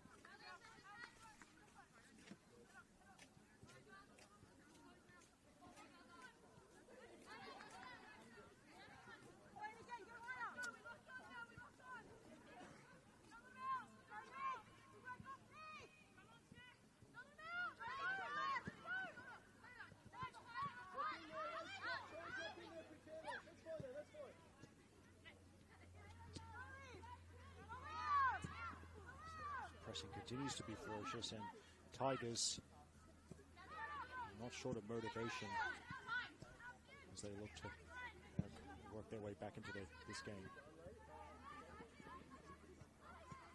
Now Olympic taking it the other way. Here's the long-range shot, and it's over.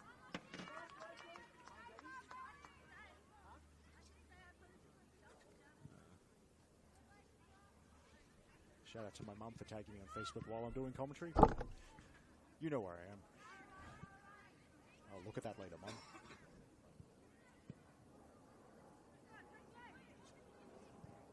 Hewan passes it to Krajula, and Krajula now finding Middleton. So I think of who might come on later. for Tigers. Well, the options left Charlotte Mortlock, Saba Murray and Blake Hughes. I think Saba Murray was also in action in the reserve grade game played before this one. Tigers also have Susanna Bain-Smith, the backup keeper. While for Olympic, well, Ebony Miku-Shaw, a defender, so for an end-of-game situation where Olympic are defending a lead, she could be a good option. Marley Stanton, also energetic wide player, so she could also be an option if Jeff Abrams decides he wants a bit fresher legs and pace in the closing stages out wide to try and push Tigers back. 1-2 there, broken up by Krajula. Now diagonal, Tigers going right to left.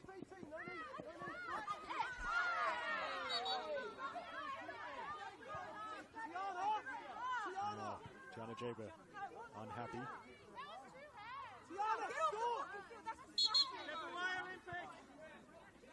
Well, this will be a test of everyone's game management skills.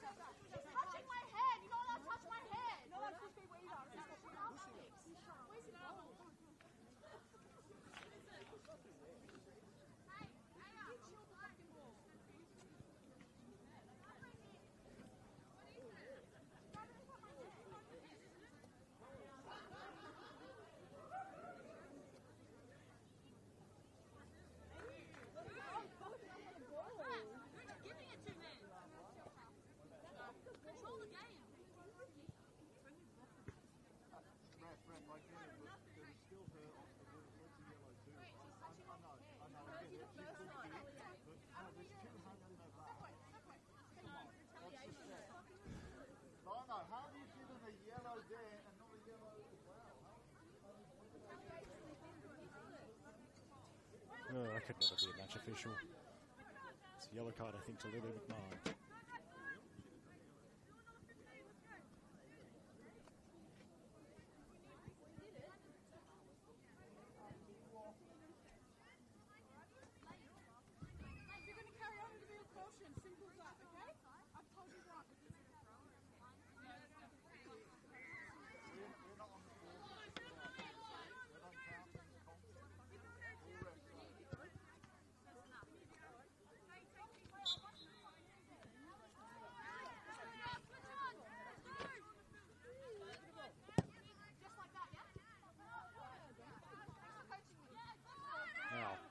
Back underway, and Kulizakis just a bit off balance.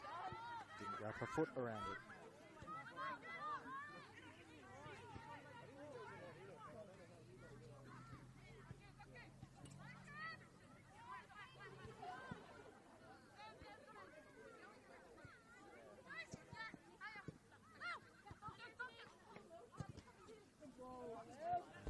Taking it back the other way. Decent touch with her. Better than decent from Cartwright. She's into the box. Followed by an excellent tackle from Jaber to stop the run. And Jeremy Denham and Moore with a perfect view of that action. Now it's Wilson with the throw. And it doesn't look like there's going to be a long throw. Yep, they keep it short with Wilson. Wilson again. Cartwright to Wilson. Tigers need to get it out of this spot so they can deliver into the middle. That's what McMahon does. Good header from Yamahata. Bernardi nodding it backwards to Middleton. And Rail, that's wonderful skill to get away from Gomez. Gomez then immediately.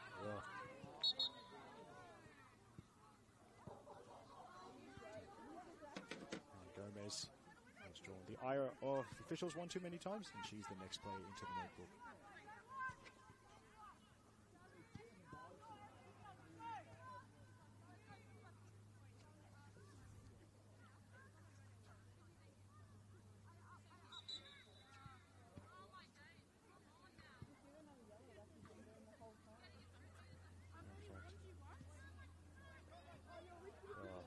Lots of cards coming up. Yeah. Card change to the Tigers bench.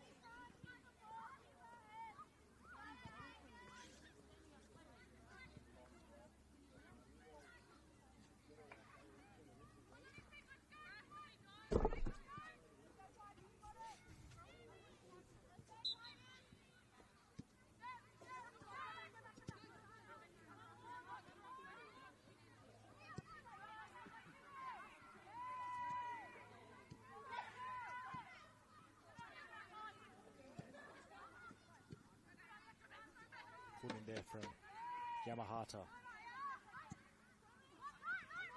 Bowling, I think, playing the target forward roles. Kulazakis, perhaps a little bit deeper, at least in the second half, but still having plenty of influence on the game. And there's Gabby Peak. Oh, I was about to say she was outnumbered, but she's won the throw.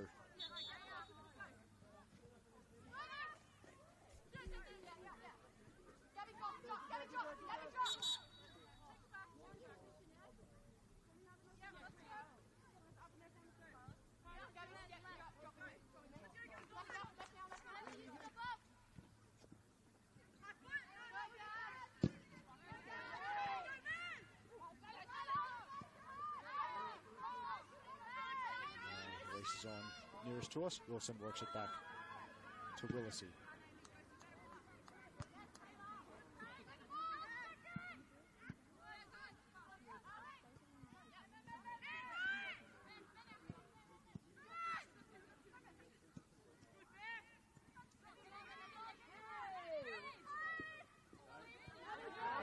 From Ray and Ray, perhaps sportingly just checking on Cartwright, I think it was. Substitution coming up, and looks like Jeff Abrams has decided that Marley Stanton's energy is required for the final 10 minutes plus any stoppages.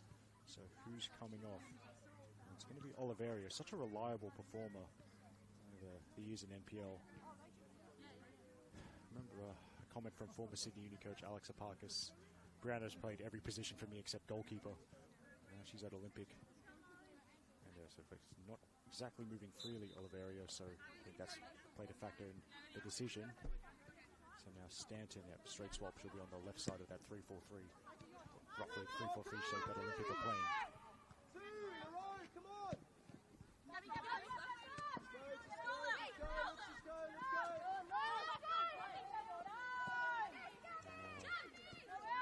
Gabriel Peak, and then Kulazakis with quick feet, although Kulazakis does run it out of play.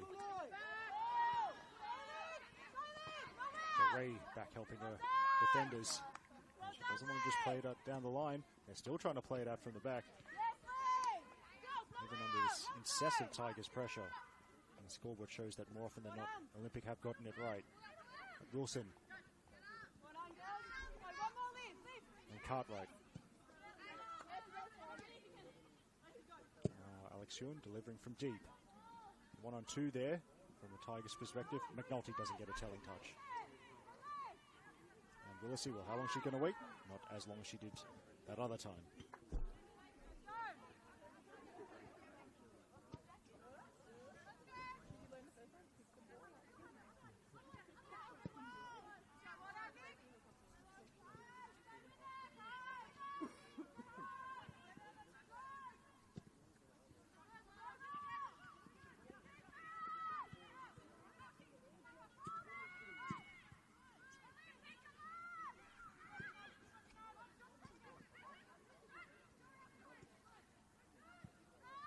Tigers choosing the right side. Decent cross, and it's over the Tigers attacker. Peak heads it up. Wilson's trying to get involved. One person handball shout, ignored.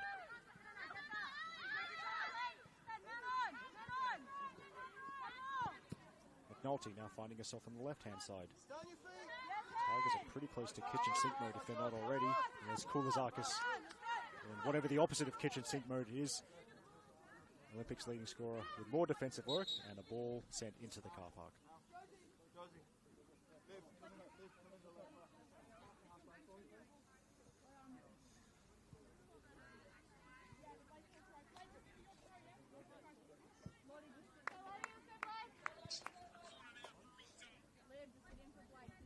Apologies. Should have muted my phone before the game started. Apologies for any of you that heard an inferior Hillshire commentator for a brief moment there. We'll go on, and a substitute taking the throw in as well. Headed away. Blake Hughes is that player with a very proficient long throw. Very Megan Campbell-esque from Blake Hughes. Also wears white and green, just like Megan Campbell does when she plays for the Republic of Ireland. Blake Hughes has replaced Josie Wilson. Also, I have seen that Alex Huon is off the field, possibly There's booking troubles. Alex Jordan did receive a yellow card. Now, the two central midfielders, again, proving a point I made earlier, now ending up, the two Tiger starting central midfielders, Gomez and Krashula now in central defence. And that ball, Krashula won't reach it. Koulizakis does, but then Koulizakis couldn't find bowling. Hughes holds it up. Gomez still trying to pull the strings. Has she got the backspin on it? Not quite. And then Willisey, well, I like it when... Oh, well, hold that thought. There's a long-range effort, and it's just wide as Willisey had to scramble. Almost beaten from long range by Lily McMahon.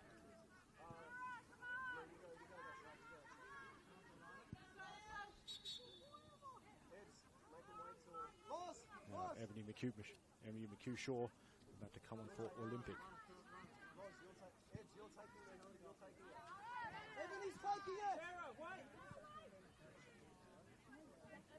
Who's the play coming off? It's very irritating, this new directive. Sometimes players got to leave the field by the nearest touchline. I think it's Lauren Keir.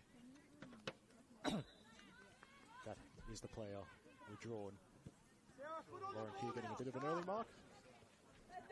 Ebony McHugh-Shaw, her first touch is to take a very short goal kick. Jabo wanted the pass, and the touch works out for Koulizakis and Gabrielle Peak. One more run for one of Olympics goal scorers. Now Lacey Bowling with the fresh legs against Tigers' fresh legs. Peak can't reel it in. Bernardi's backward, almost runs into a defender. Peak hasn't given up on this one. Back, and Koulizakis, decent effort. Millimeters wide. Had Amy Hall diving at full strength, and she's not happy with the plays in front of her. Amy Hall wanting better ball security from her teammates.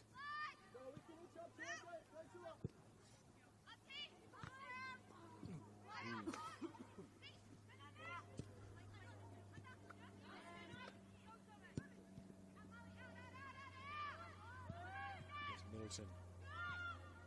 Krashula. Gomez.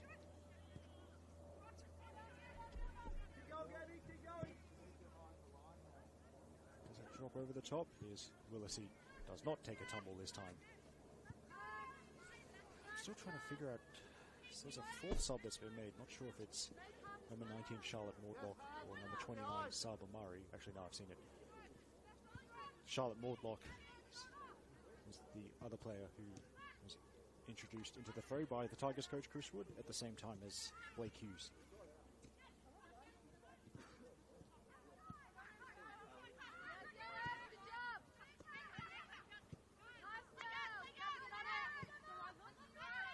Jabo. Gabrielle Peak. Stopped by Tigers. Gomez, actually, maybe she's not in central midfield. Maybe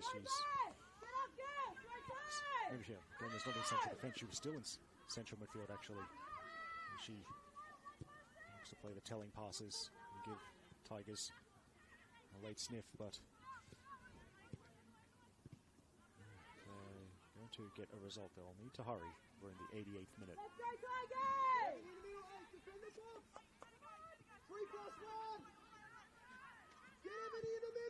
Swung in there. Dominikovic chasing after it. Here's the shot, which goes right to the mixer. Now, Krashula out wide. Middleton doesn't deliver first time. Exchange of passes with Bernardi. That'll allow Olympic to step up that backwards pass. Bernardi again under pressure from Koulizakis. And by the way, Amy Hall, long way off the line. Presumably for the back pass. If that had worked out for Koulizakis, she might have been able to score from about the halfway line. We'll never know, though. Blake Hughes now. And stumble just when Tigers didn't want it. Now Amy Hall in that advanced position. She's actually going to leave it for Hughes. Hall plays it. Hall.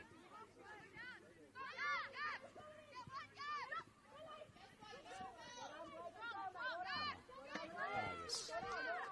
As more League One women's scores come in. There's a score, a League 1 women's score from Bella Vista Public School, and the home team Hills United have absolutely taught Interlions a lesson there. Hills United 9, Interlions 0. The women of the Hills staying top of the second tier, one step closer to the premiership. Thanks, Justin. I really appreciated that. Also, that is about the 11th clean sheet in, I'm going to say, 17 games for the Hills United captain and goalkeeper Sarah Easthope. So, is that Borromeo? No. Oh dear. Well, North Taramara, someone's got to tell the council the lights need to be on long past 6 p.m. This is not the first time this has happened at this venue. And in the 90th minute, well, I don't think I can talk my way through this one. This has happened previously. It was a men's game last month between Manly United and Spirit where a similar thing occurred. And this another test of game management. The officials, because it does depend on how what ruling the officials make. I can see they are gathering, well, at least I assume they're gathering somewhere in the center of the field, but to be honest, I can't really see much. Neither can you.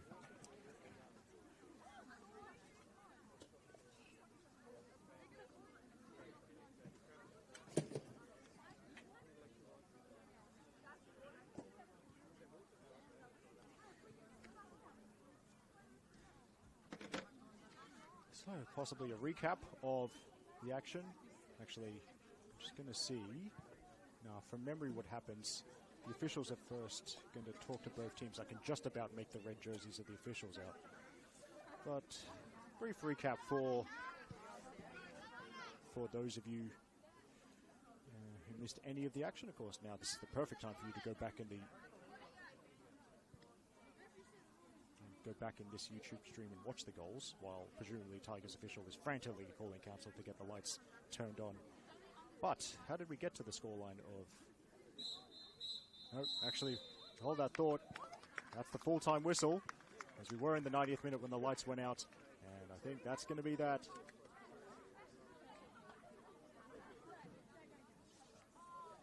Let's see.